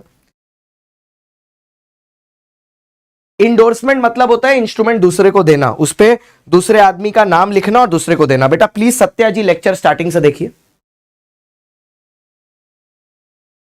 ये क्लियर हुआ सर? ये वाला पॉइंट क्लियर हुआ? वरना बाद में इसमें बहुत ज्यादा कंफ्यूजन होती है, इसीलिए मैं एकदम आस्ते से आके आपको प्रॉपरली समझाया। ये क्लियर है अभी? एब्सोल्युटली क्लियर है। Yes, next. प्रॉमिसरी नोट और बिल ऑफ एक्सचेंज में एक बार डिफरेंस देख लो। Promissory note is a promise to pay, ये ऑर्डर टू पे है। वहां पे 2 पार्टी है, मेकर और पेई, यहां पर 3 पार्टी है, ड्रॉ ड्रॉई पेई। Promissory note does not require acceptance, हाँ, क्योंकि उसमें तो मैंने प्रॉमिस किया ना, कालरा सर ने मेरे को प्रॉमिस किया, उसमें एक्सेप्टेंस की क्या जरूरत है। लेकिन यहां तो बिल बनाने के बाद 800 रुपए का बिल है, तो मैं चेक तो करूंगा एक ही पिज्जा है, तो एक्सेप्टेंस जरूरी है। प्रॉमिसरी नोट बेरर नहीं हो सकता, लेकिन ये बेरर हो सकता है। बेरर कौन सा? बेरर ऑन ऑर्डर हो सकता है, not on demand. Difference between clear है? बेटा सत्या जी चाचा आप प्लीज लेक्चर सामने से लगाइए ना भाई। एंडोर्समेंट का मतलब होता है इसमें किसी का नाम लिखना जिसको मैं देना चाहता हूं। डिलीवरी का मतलब होता है उसको जाके हाथ में पकड़ाना। यार लेक्चर स्टार्टिंग से देखो यार प्लीज। लेक्चर में 1.5 घंटा होने के बाद वो क्वेश्चन पूछते हो जो स्टार्टिंग के 2 मिनट में हुआ था, पूरा फ्लो ही तोड़ देते हो। मेरी भी आदत खराब है कि हम बता के ही रहेंगे। आइए चेक, चेक आता है सर सेक्शन नंबर 6 में। सर वैसे तो चेक भी एक बिल ऑफ एक्सचेंज है, चेक भी एक बिल ऑफ एक्सचेंज है, जस्ट फर्क ये है कि चेक एक ऐसा बिल ऑफ एक्सचेंज है जो हमेशा ऑन डिमांड पर होता है और वो हमेशा बैंक के ऊपर ड्रॉ होता है। इनफैक्ट अगर आप अपनी बुक में देखोगे उसमें लिखा भी है कि चेक के सारे फीचर्स बिल ऑफ एक्सचेंज जैसे ही हैं, सिवाय 1-2 चीजों के। जैसे चेक हमेशा ऑन डिमांड होगा और चेक हमेशा बैंक के ऊपर ही ड्रॉ होता है। जिसका मतलब क्या है, अगर मैं तुमको HDFC बैंक का चेक दूंगा तो तुम, हेलो बेटा, I am coming to KS Academy tomorrow, yeah tomorrow I am coming, 23rd is the event ना, I am coming with my mom this time, they have also invited my mom, I am coming tomorrow. हाँ, तो यहां पर मैं जो check की बात कर रहा हूं, तो चेक क्या है sir, cheque is a bill of exchange. ठीक है, ये बोलते हैं चेक भी बिल ऑफ एक्सचेंज ही है, बस फर्क क्या है, it is payable on demand और ये किसके ऊपर होता है, ये हमेशा बैंक के ऊपर ड्रॉ होता है। अगर मैं आपको एक HDFC बैंक का चेक दूं, ठीक है, अगर मैं आपको एक HDFC बैंक का चेक दूं तो आपको HDFC बैंक का चेक लेके किसी आदमी से पैसा नहीं ले सकते, बैंक से ही मिलेगा आपको, because it is always on bank.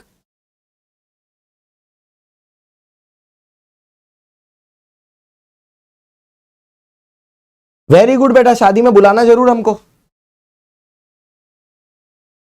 ठीक है। Is it clear sir, cheque. अच्छा, अब यहां पर 2 वर्ड लिखे हैं, electronic image of a cheque या ट्रंकेटेड चेक। थोड़ा सा समझा देते हैं आपको इसका मतलब क्या है, ठीक है। आओ सर, देखो हमारे देश में ना बैंक्स आपस में इंटरैक्ट नहीं करते, बैंक्स आपस में इंटरैक्ट नहीं करते। मतलब मैं कहना यह चाहता हूं, चेक वैलिड होता है 3 महीने तक, ठीक है। जैसे यहां पर मान लो मेरा अकाउंट HDFC बैंक में, ठीक है, अनअकैडमी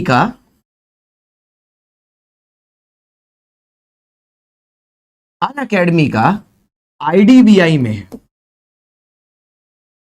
और अनअकैडमी ने मेरे को एक चेक दिया है, लेट्स से 2 लाख रुपए का।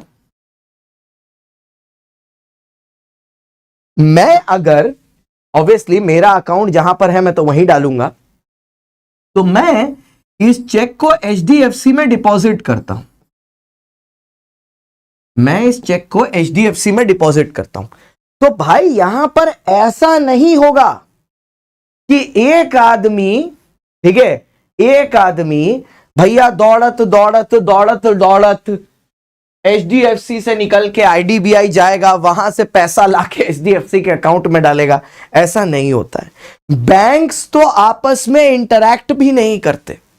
होता क्या है सर, सुनो, ये जो HDFC बैंक है, ये इस चेक की एक scan copy, sir scan machine देखा है, प्रिंट वाली जो रहती है, इसकी एक स्कैन कॉपी RBI को फॉरवर्ड करेगा, रिजर्व बैंक ऑफ इंडिया को, ठीक है। रिजर्व बैंक ऑफ इंडिया ये स्कैन कॉपी को आगे फॉरवर्ड कर देगा IDBI को। IDBI जैसे ही यहां से कंफर्मेशन देगा कि हां अनअकैडमी का सिग्नेचर वैलिड है, अनअकैडमी के बैंक अकाउंट में पैसा है और यह पेमेंट वैलिड है, यह कंफर्मेशन RBI HDFC को देगा और टर्म यहां अनअकैडमी का अकाउंट होगा डेबिट 2 लाख रुपए से और यहां मेरा अकाउंट हो जाएगा क्रेडिट, यहां मेरा अकाउंट हो जाएगा, यहां मेरा अकाउंट हो जाएगा क्रेडिट 2 लाख रुपए से। अब क्योंकि ये दोनों बैंक अलग अलग जगह पर हैं, इस काम को होने में 48 आवर्स लगते हैं, 2 दिन। अगर ये सेम बैंक होता है तो 24 घंटे में हो जाता है, और अगर सेम ब्रांच है तो तुरंत हो जाता है। ये जो मैंने करके दिखाया इसको बोलते हैं क्लियरिंग हाउस फैसिलिटी। और ये जो क्लियरिंग हाउस फैसिलिटी है ये आरबीआई का एक फंक्शन है। पर बच्चा बोल रहा है आप तो चेक पढ़ा रहे थे ना, ये कौन सी गली में आ गए? बताता हूं। ये जो स्कैन कॉपी यहां पर ट्रांसमिट हो रही है ना, इसी को बोलते हैं ट्रंकेटेड चेक। ये जो आपने अभी ट्रंकेटेड चेक देखा है ना, यही होता है truncated cheque. It is nothing, it is a scan copy of a original cheque which is called a truncated cheque. ये जो स्कैन कॉपी इधर उधर ट्रांसमिट हो रही है ना, इसी को बोलते हैं ट्रंकेटेड चेक। नथिंग यानी electronic image of a cheque. जो कुछ नहीं होता, जो होता है एक electronic image of a check.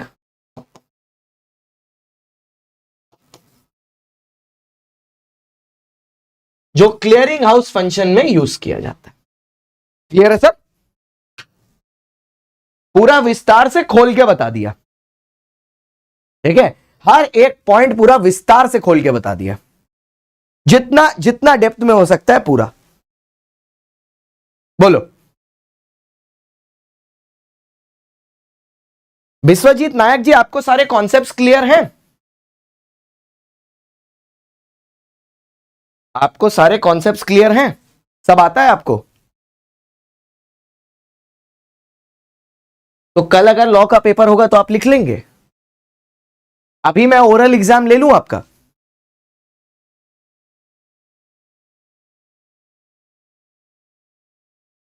आइए, टाइप्स ऑफ इंस्ट्रूमेंट। सर कितने तरह के इंस्ट्रूमेंट होते हैं सर? अगर सेम ब्रांच का चेक हो तो आरबीआई को सेंड करने की जरूरत नहीं पड़ती। देखे थे तो पास हो गए होते, अगर नहीं हुए मतलब कॉन्सेप्ट नहीं है। इस बात को झूठ क्यों बोल रहे हो? सच बोलो और लिखो। आज वन शॉट करो, कल 12 घंटे बाद सैटरडे संडे 2 दिन ऑफ होगा, नेगोशिएबल इंस्ट्रूमेंट के सारे क्वेश्चन प्रैक्टिस कर डालो, कर डालो। नहीं, आप जब पेन पकड़ेंगे तब हम पेन पकड़ेंगे, तो ऐसे तो नहीं होगा ना बेटा, है ना? और हम तो अभी करेंगे ब्रह्मास्त्र में, मेरा जो रूल रहता है वो सेम रहेगा। सारे वन शॉट हम 31 मार्च तक खत्म करेंगे। उसके बाद मेरी मोस्ट इंपॉर्टेंट क्वेश्चंस की सीरीज शुरू होगी और साथ में केस स्टडी वाली सीरीज होगी। फिर एक दिन 12 घंटे का मैराथन होगा केस स्टडी का, एक दिन 12 घंटे का मैराथन होगा आंसर राइटिंग का। तो वो तो सेम ही रहना है, जैसे हर साल होता है इस बार भी होगा, हर अटेम्प्ट में होता है। ठीक है, आइए सर टाइप्स ऑफ इंस्ट्रूमेंट में आते हैं, मेरा फेवरेट पार्ट।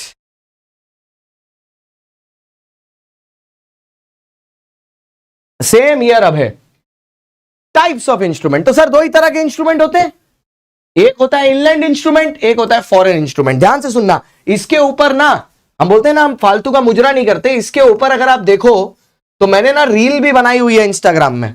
गुप्ता जी के ज्ञान, गुप्ता जी का ज्ञान से जून में, ठीक है, 8 नंबर का पेपर आया है, सितंबर में 6 नंबर का और जनवरी में 7 मार्क्स का पेपर आया है। गुप्ता जी के ज्ञान के 7 वीडियो 7 मिनट्स के, जो जो टॉपिक उसमें डिस्कस किया है, और ये टॉपिक उसमें है।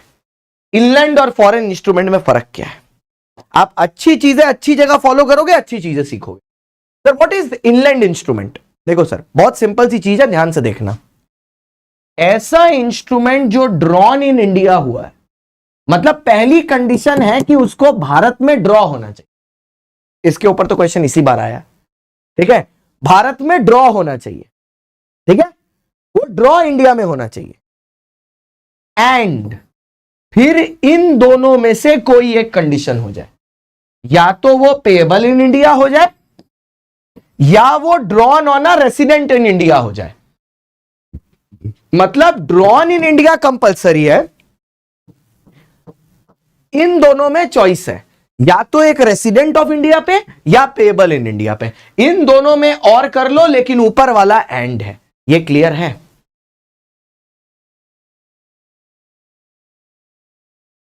ये क्लियर है? तो inland instrument means an instrument which is drawn in India and, दोनों में से कोई एक, या तो on a resident in India या पेएबल इन इंडिया, दोनों में से एक। ये क्लियर है सर? तो सर अब इससे एक क्वेश्चन आता है, तो फिर फॉरेन इंस्ट्रूमेंट क्या होगा? फॉरेन इंस्ट्रूमेंट मतलब जो ड्रॉन आउटसाइड इंडिया, जो सीधे आउटसाइड इंडिया हो गया, क्योंकि यहां इन दोनों के बीच में एंड था ना, तो अगर मैं इसी को भारत के बाहर ले जाऊं तो वो सीधा फॉरेन इंस्ट्रूमेंट। या तो मान लो वो ड्रॉन इन इंडिया हुआ है, लेकिन इन दोनों में से एक इंडिया में चाहिए था ना, मैंने दोनों बाहर कर दिया, रेसिडेंट भी बाहर का है और पेएबल भी इंडिया के बाहर है, पेएबल भी इंडिया के बाहर है, तो वो हो गया फॉरेन इंस्ट्रूमेंट। तो फॉरेन बनने के लिए या तो ड्रॉन आउटसाइड इंडिया हो, ठीक है, या ड्रॉन इन इंडिया हो लेकिन रेसिडेंट भी बाहर का हो, जिसको दे रहे हैं वो भी बाहर का है और पैसा भी बाहर ही जाके मिलना है।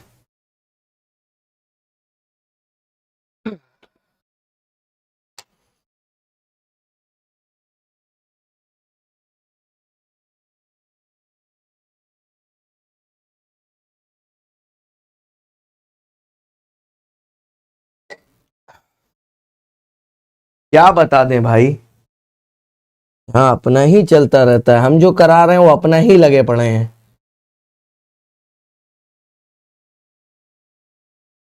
अच्छा सर इसको एग्जाम्पल लेके कराना है क्या कि ये क्लियर है? अभी आप जैसा बोलो, ये क्लियर है कि इसको एग्जाम्पल देके बताना है?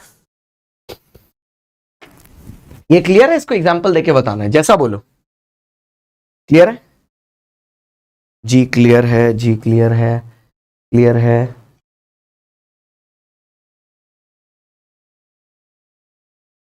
क्लियर है?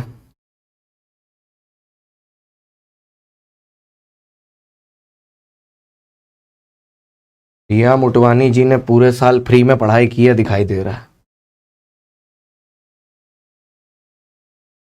ये है मनोज। मनोज ने एक इंस्ट्रूमेंट इंडिया में ड्रॉ किया, ठीक है, केस 1, वो पेएबल है इंडिया में, ठीक है, वो पेएबल है इंडिया में, और जो पर्सन है वो मेक्सिको में है। अब इंस्ट्रूमेंट ड्रॉ इंडिया में हुआ वो चीज, ठीक है, इन दोनों में से एक इंडिया में चाहिए था, ये है, तो ये हो गया इनलैंड इंस्ट्रूमेंट, ठीक है। दूसरा केस 2, ये इंस्ट्रूमेंट ड्रॉन इन इंडिया है, ये पेएबल है लेट्स से मेक्सिको में, लेकिन जो आदमी है, जो पर्सन है, वो खुद है इंडिया में। फिर देखो इन दोनों में से एक इंडिया में चाहिए था, ये इंडिया में है, ये इनलैंड इंस्ट्रूमेंट हो गया। मतलब ड्रॉन तो भारत में ही होना चाहिए और फिर दोनों में से एक कंडीशन भी भारत की होनी चाहिए। बोलो क्लियर है?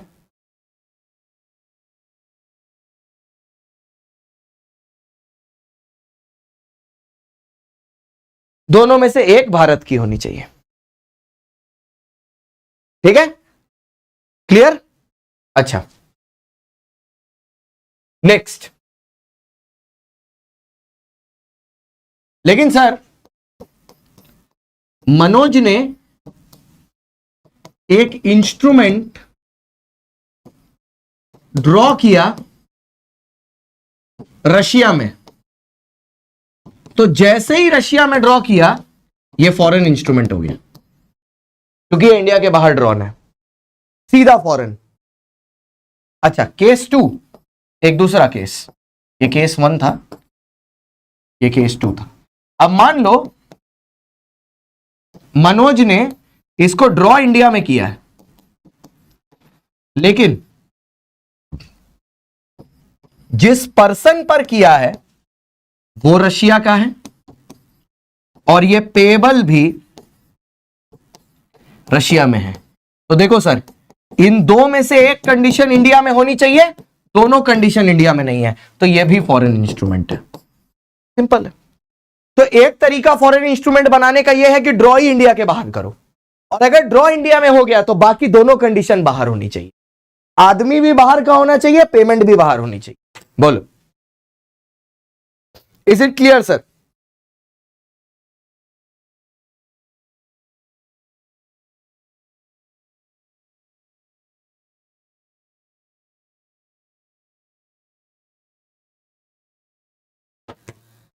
क्लियर है सर?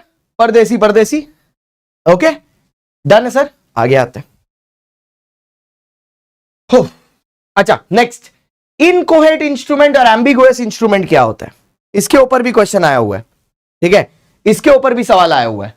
इनकोहेरेंट इंस्ट्रूमेंट मतलब क्या है? जो इनकंप्लीट है, जिस इंस्ट्रूमेंट में कोई डेटा मिसिंग है, या तो पार्टी का नाम मिसिंग है, या तो अमाउंट मिसिंग है, या तो डेट मिसिंग है, मतलब कुछ ना कुछ उस इंस्ट्रूमेंट पर मिसिंग है।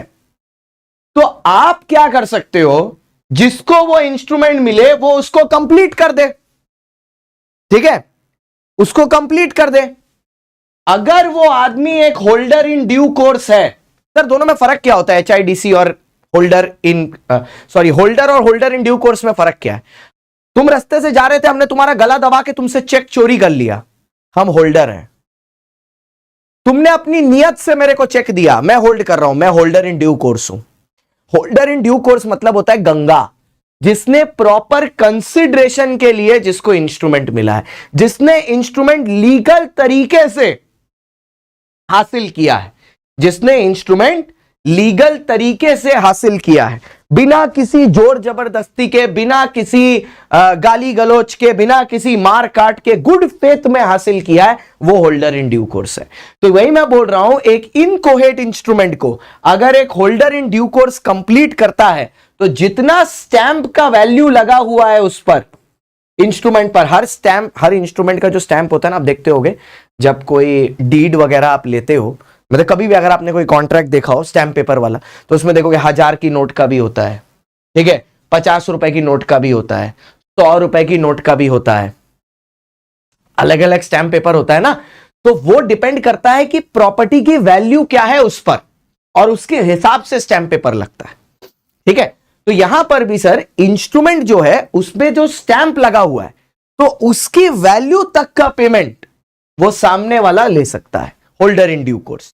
और यहां पर देखो एक वर्ड लिखा है ना, प्रिंसिपल ऑफ एस्टॉपल अप्लाइज, मतलब अगर तुमने एक ब्लैंक इंस्ट्रूमेंट रखा है, इनकोहेरेंट इंस्ट्रूमेंट को ब्लैंक इंस्ट्रूमेंट बोलते हैं, और मैंने उसको कंप्लीट कर लिया, तो अब तुम ये नहीं बोल सकते कि मेरा राइट नहीं था पैसा लेने का, मैं लूंगा क्योंकि मैंने कंप्लीट किया है ना, तो मैं उस पर पैसा ले लूंगा। मुबारक हो बेटा, आपको स्पीड कम लग रही है, आप सुबह देख लेना बेटा। मैं बोला ना, मैं सिर्फ आपके लिए नहीं पढ़ा रहा, मैं समझाने के लिए पढ़ा रहा हूं, ठीक है। ये नहीं कि हमको भाग के बस टॉपिक कंप्लीट करना, ठीक है। आगे बढ़े।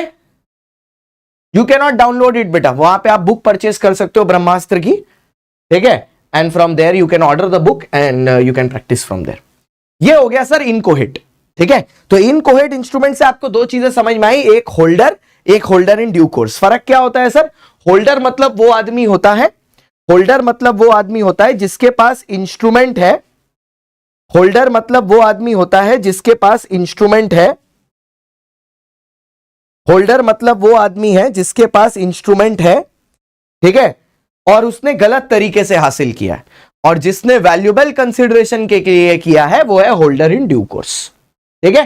जैसे अगर मान लो रुद्र जी घर से जा रही हैं और उनके पॉकेट में एक चेक है जिस पर साइन नहीं किया हुआ, उनका साइन किया हुआ, किसी का नाम नहीं लिखा, और हमने रुद्र जी को चक्कू लेकर रोक लिया, रुक रुक, मारता हूं चक्कू, हर चीज में एग्जाम्पल मांगती है, अभी गला काट दूंगा, ठीक है, और उसने डर से मेरे को इंस्ट्रूमेंट दे दिया।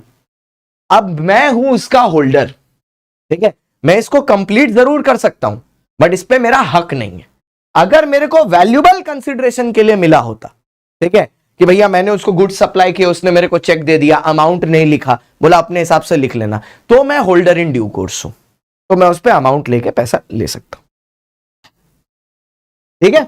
आओ सर, एक एग्जाम्पल हुआ रुद्रा जी, आइए। अब आते हैं सर एम्बिगुअस इंस्ट्रूमेंट में।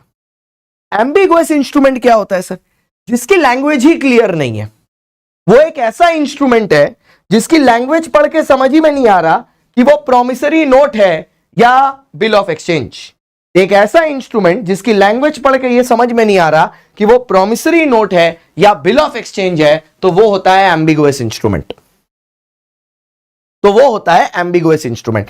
Any instrument is an ambiguous instrument जिसमें होल्डर को यही समझ में नहीं आ रहा है कि वो बिल ऑफ एक्सचेंज है या प्रॉमिसरी नोट है।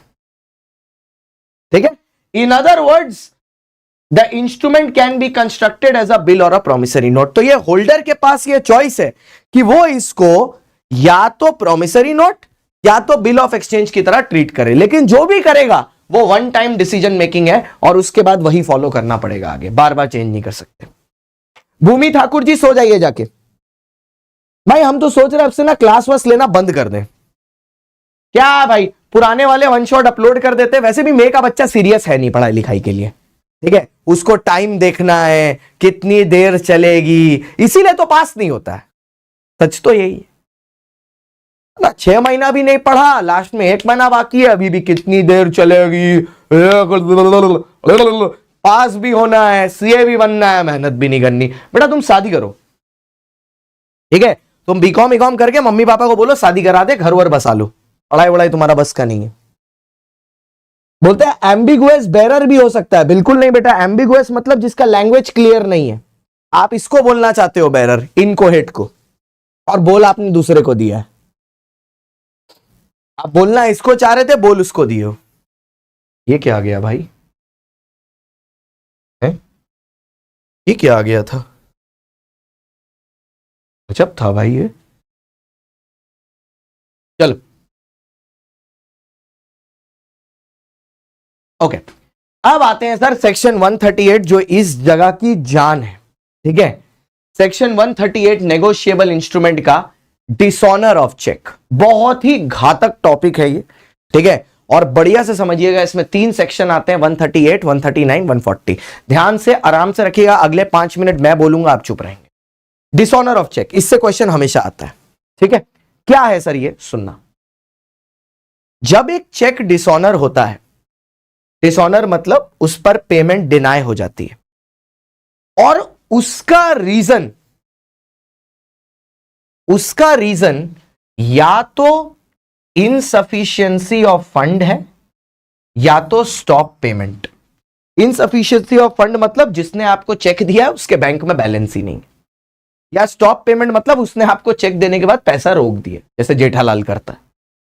ठीक है, अगर ये दोनों रीजन हैं और ये चेक ना तो चैरिटी की तरह दिया गया है, ना तो गिफ्ट की तरह दिया गया है, ना तो डोनेशन की तरह दिया गया है, ना तो इलीगल कंसिडरेशन की तरह दिया गया है, तब सेक्शन 138 आएगा। तो 138 क्वालिफाई कराने के लिए 2 चीजें हैं। एक तो चेक डिसऑनर होना चाहिए, और वो डिसऑनर या तो इनसफिशिएंसी ऑफ फंड या स्टॉप पेमेंट की वजह से होना चाहिए।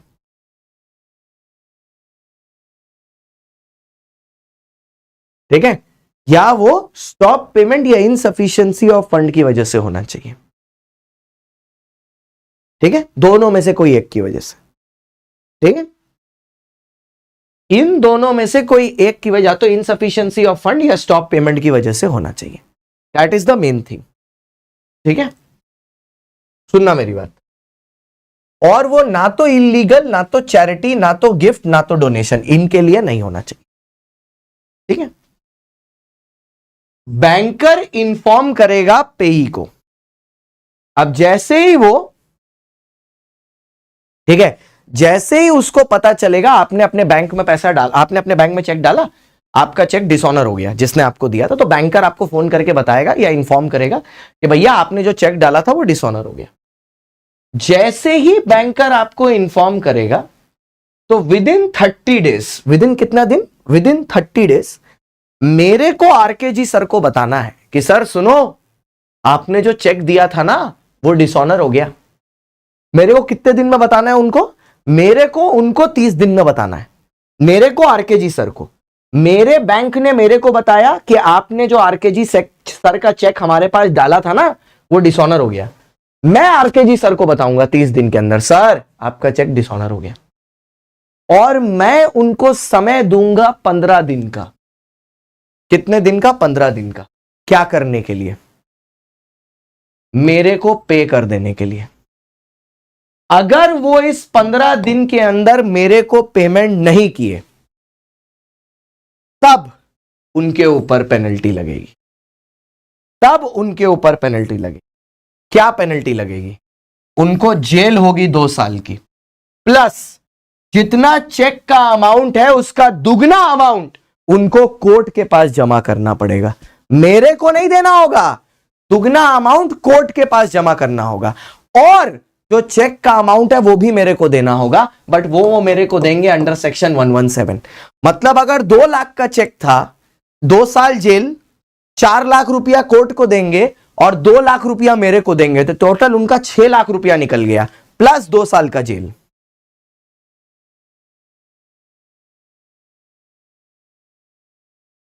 जिस दिन मैंने उनको इन्फॉर्म किया उससे 15 दिन के अंदर अंदर उनको मेरे को पेमेंट करना है। अगर वो उससे 15 दिन के अंदर मेरे को पेमेंट नहीं करते, ठीक है, या वो फेल कर जाते हैं मेरे को पेमेंट करने में, then he will be liable for 2 years of imprisonment. उनको 2 साल का फाइन होगा, ट्वाइस दी अमाउंट का, और उनको वो पैसा भी मेरे को देना पड़ेगा। मतलब बेसिकली 3 गुना है, बेसिकली 3 गुना हो गया ना।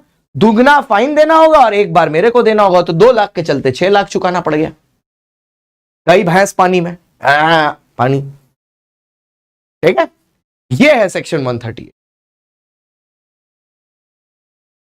अच्छा, अब इसमें आता है sir section 139। What is section 139? सुनना, सेक्शन 139 ये बोलता है कि यहां पर मान लो मैं हूं, ठीक है, मैं हूं सीएसजी, इधर है आरकेजी, मेरे हाथ में एक चेक है 5 लाख रुपए का, इस पे राकेश कालरा का सिग्नेचर है। राकेश कालरा बोल रहा है कि ये उसने नहीं दिया है।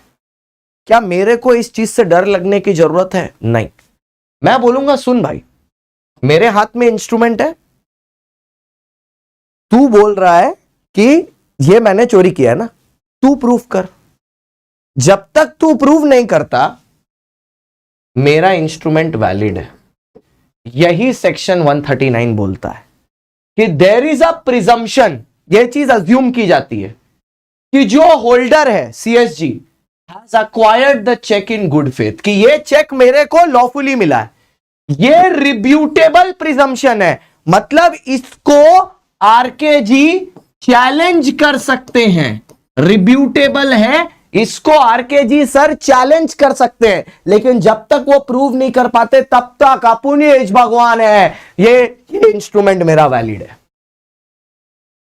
जब तक वो प्रूव नहीं कर पाते तो उनको एक्चुअल में प्रूव करना पड़ेगा, वरना सेनोरिटा ये चेक है वैलिड। बोलो बोलो, is it clear sir? Okay, फिर आया सर सेक्शन 140। अब सेक्शन 140 क्या है? कालरा सर बोलते हैं, अरे शांतम सर वो एक्चुअली क्या हुआ ना, उस दिन ना सर, उससे मैंने जब आपको चेक दिया ना सर, तो उसमें पैसे थे, लेकिन फिर क्या हुआ ना सर, रिया का बर्थडे था, तो मैं और रिया ऐसे बाहर गए, तो उसने ना कुछ शॉपिंग वॉपिंग कर ली सर, तो अकाउंट में पैसे कम हो गए, तो मुझे पता ही नहीं चला कि अकाउंट में सफिशिएंट बैलेंस नहीं है, इसलिए डिसऑनर हो गया। मैं बोलूंगा नहीं, आशिक आदमी, ये कोई एक्सक्यूज नहीं हुआ। यही सेक्शन 140 बोलता है कि there is no defence if the drawer says that he is unaware. अगर ड्रॉअर बोलता है कि मुझे पता ही नहीं था,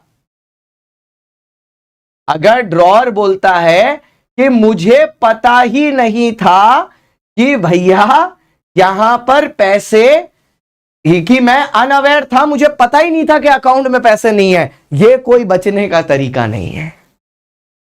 वो इससे अपने आप को बचा नहीं सकता, वो इससे अपने आप को बचा नहीं सकता। Is it clear sir? Absolutely clear.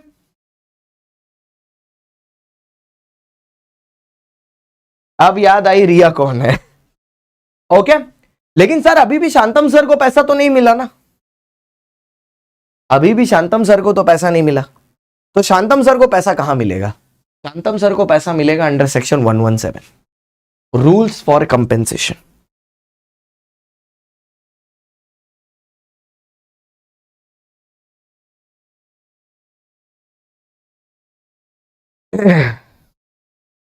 Rules for compensation, ठीक है। शांतम सर को तो पैसा नहीं मिला, तो सर शांतम सर को पैसा कहां मिलेगा? क्योंकि सर को तो पैसा मिलना चाहिए ना, सर को पैसा मिलेगा अंडर सेक्शन 117। चेक डिसऑनर्ड होने पर बैंक चार्ज लेती है, हाँ 200 रुपया 300 रुपया लगता है, वो भी सामने वाले से रिकवर करेंगे। देखो तो अब बात यह है कि या तो मेरा चेक डिसऑनर हुआ है, या तो बिल ऑफ एक्सचेंज डिसऑनर हुआ है, और या तो प्रॉमिसरी नोट डिसऑनर हुआ है। डिसऑनर पर मुझे क्या मिलेगा, इस पर बात है। बेटा हेत जी वो क्लास के स्टार्टिंग में बता दिया था, आप सो रही थी, क्लास के स्टार्टिंग में बता दिया था डिलीवरी वाले टॉपिक के साथ, आप सो रही थी, इसीलिए कम से कम वन शॉट पे तो जगते रहना चाहिए। बीच में कभी भी घुसने से यही प्रॉब्लम होती है बेटा, 3 बार बताया है वो। आओ सर, तो क्या क्या मिलेगा? पूरा अमाउंट 2 लाख रुपए। अब मैंने कालरा सर पर केस किया पैसे मांगने के लिए, उसमें मेरे को लॉयर को 10,000 रुपए देने पड़े, तो लिटिगेशन चार्जेस भी मिलेंगे। साथ ही साथ कालरा सर ने चेक का पैसा कलेक्ट करने के लिए मेरे को दिल्ली बुलाया था कि मैं आके चेक उनको प्रेजेंट करूं। तो दिल्ली तक जाने के लिए मेरा जो फेयर लगा वो भी तो मैं लूंगा, प्रेजेंटेशन चार्जेस। तो लेट्स से मेरे फ्लाइट के 14,000 रुपए लगे, तो एज पर पॉइंट नंबर 1 मैं कालरा सर से कितना पैसा ले रहा हूं? अमंता जी वो भी एक्सप्लेन कर चुके हैं, 17,000 रुपया मिलेगा। आपको पेपर एनालिसिस में ही एक्सप्लेन कर दिया था। अब आपको क्या चाहिए मैं बताता हूं। वन शॉट कराते टाइम हर एक टॉपिक में निकाल के जो क्वेश्चन आया वो भी कराता रहूं, तो बेटा फिर ऐसे तो कभी जिंदगी में कोई वन शॉट खत्म ही नहीं होगा, ठीक है। ऐसा अतरंगी पढ़ाई हमने आज तक कहीं नहीं देखी, जहां टीचर वन शॉट करा रहा है, कल आप क्वेश्चन करेंगे, क्वेश्चन निकालो, तो पता चलेगा एक एक टॉपिक 20-20 घंटा वन शॉट चलते रहेगा।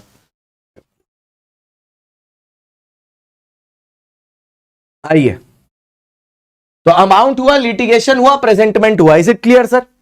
तो पूरा का पूरा खर्चा लेंगे जो हुआ, ठीक है।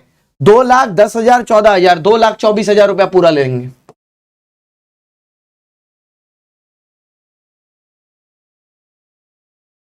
चले अपना सर, बात ऐसी है कि हमें अपना शरीर ना हिलाना पड़े, बस ऐसा कर दो, पढ़ा भी दो, उसी लेक्चर में सारे क्वेश्चन भी करा दो, और बस चले तो सर हमारा पेपर भी लिखाओ, डिग्री भी दिलवा दो, बस हमें कमाई नोट गिनने दो, और उसके बाद भी ऑफिस में काम होगा ना तो आप ही से करवाएंगे।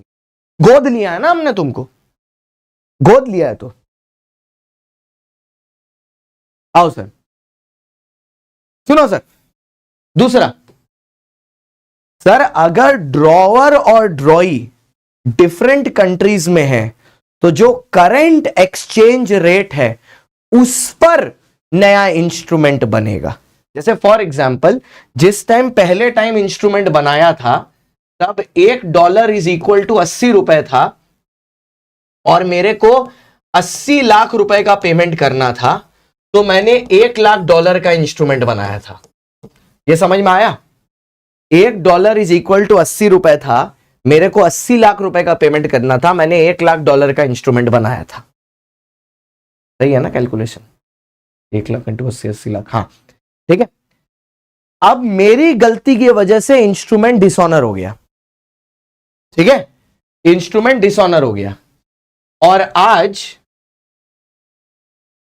$1 इक्वल टू लेट्स से 90 है, ठीक है, $1 इज इक्वल टू 90 है, तो कितने डॉलर का इंस्ट्रूमेंट बनेगा? कितने डॉलर का इंस्ट्रूमेंट बनेगा? मेरे को करंट एक्सचेंज रेट पर बनाना पड़ेगा, तो 80 लाख डिवाइडेड बाय 90, तो नंबर ऑफ डॉलर्स कम हो जाएंगे।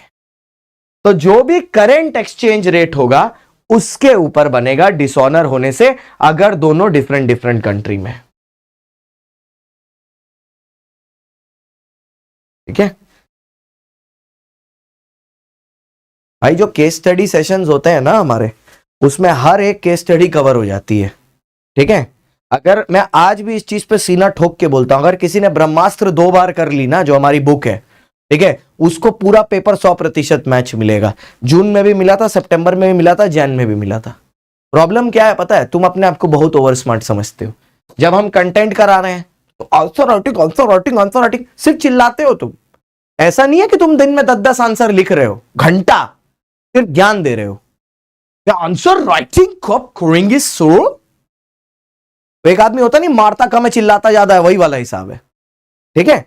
और फिर जब हम लिखाना शुरू करेंगे तो कॉन्सेप्ट का कोई पैरेलिटी नहीं होगी, लैंग्वेज जारी होगी छत के पार। क्योंकि कीवर्ड जब पढ़ा रहे थे तब तो मटर गश्ती चल रही थी। और फिर after every January there is May, after every May there is September, and after every September there is January. लो फिर आओ सर, यह पहला वाला हुआ डिफरेंस इन कंट्रीज वाला।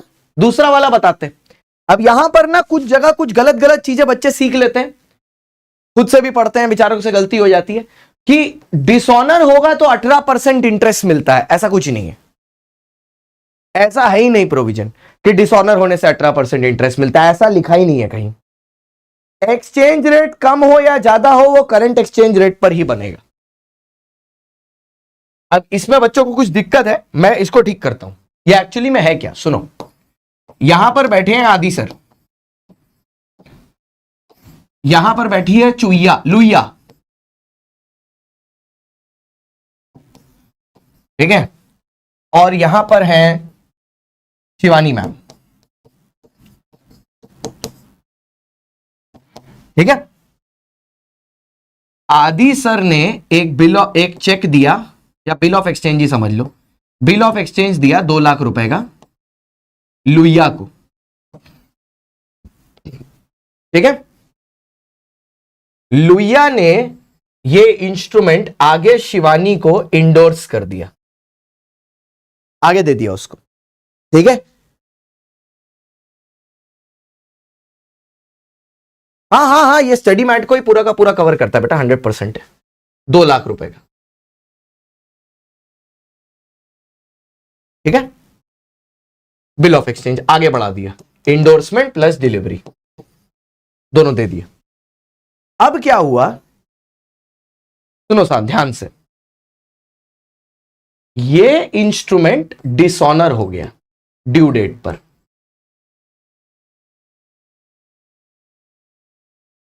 अब शिवानी मैम के पास इंस्ट्रूमेंट है, इंस्ट्रूमेंट डिसऑनर हो गया। अगर लुईया अपनी पॉकेट से शिवानी मैम को 2 लाख रुपए पे कर दे,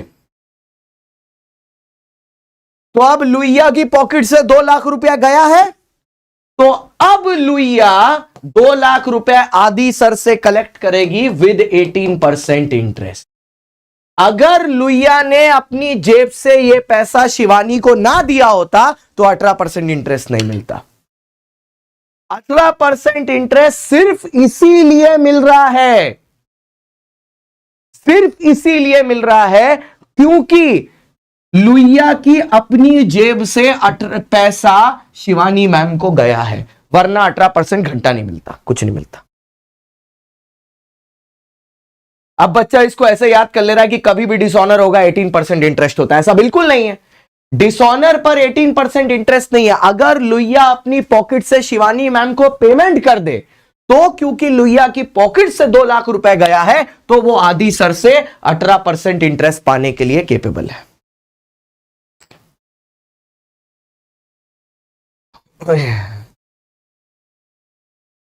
हुआ सर? अब सुनो सर, ये हुआ because Luiya paid from her own pocket. अब देखो फिर से एक चीज है, drawer and drawee at different places then exchange rate between two people. अब बोलोगे सर ऊपर वाला और नीचे वाला तो सेम है, यहां पर एक वर्ड ऐड करना है, व्हेन एंडोर्स्ड। व्हेन, वो टाइपिस्ट भूल गई है बेचारी, व्हेन एंडोर्स्ड। इसमें और ऊपर वाले में फर्क क्या है समझाता हूं, पॉइंट नंबर 2 में और पॉइंट नंबर 4 में। एक और स्लाइड है, पॉइंट नंबर 2 में और पॉइंट नंबर 4 में फर्क क्या है। पॉइंट नंबर 2 में क्या है, एक पार्टी इंडिया में है, एक पार्टी फ्रांस में है, और इसने इसको इंस्ट्रूमेंट दिया है, $1 इज इक्वल टू 80 है, फिर ये इंस्ट्रूमेंट डिसऑनर हो जा रहा है, उस दिन $1 इज इक्वल टू 90 है। जो न्यू इंस्ट्रूमेंट बनेगा, new instrument on new rate, ये है पॉइंट नंबर 2। बोलो क्लियर है? ये है पॉइंट नंबर 2, ठीक है। अब आया पॉइंट नंबर 4। पॉइंट नंबर 4 क्या है, यहां एक आदमी इंडिया में है, ठीक है, यहां एक आदमी, दूसरा आदमी लेट्स से मेक्सिको में है, इसने इसको एक इंस्ट्रूमेंट दिया है, इसने ये इंस्ट्रूमेंट किसी और को इंडोर्स कर दिया है,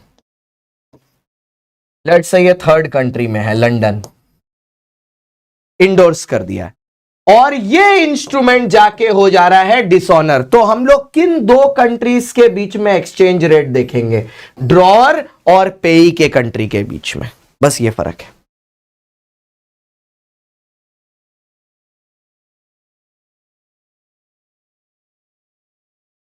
क्योंकि सबसे ज्यादा प्रांजल दुबे भाई, क्योंकि सबसे ज्यादा पास भी बच्चा यही चैनल से होता है। 361 इन फाउंडेशन, 1000 बच्चा पास कराया, 1000 सकल देख, 1000 बच्चा। चलो चलो, हुआ सर?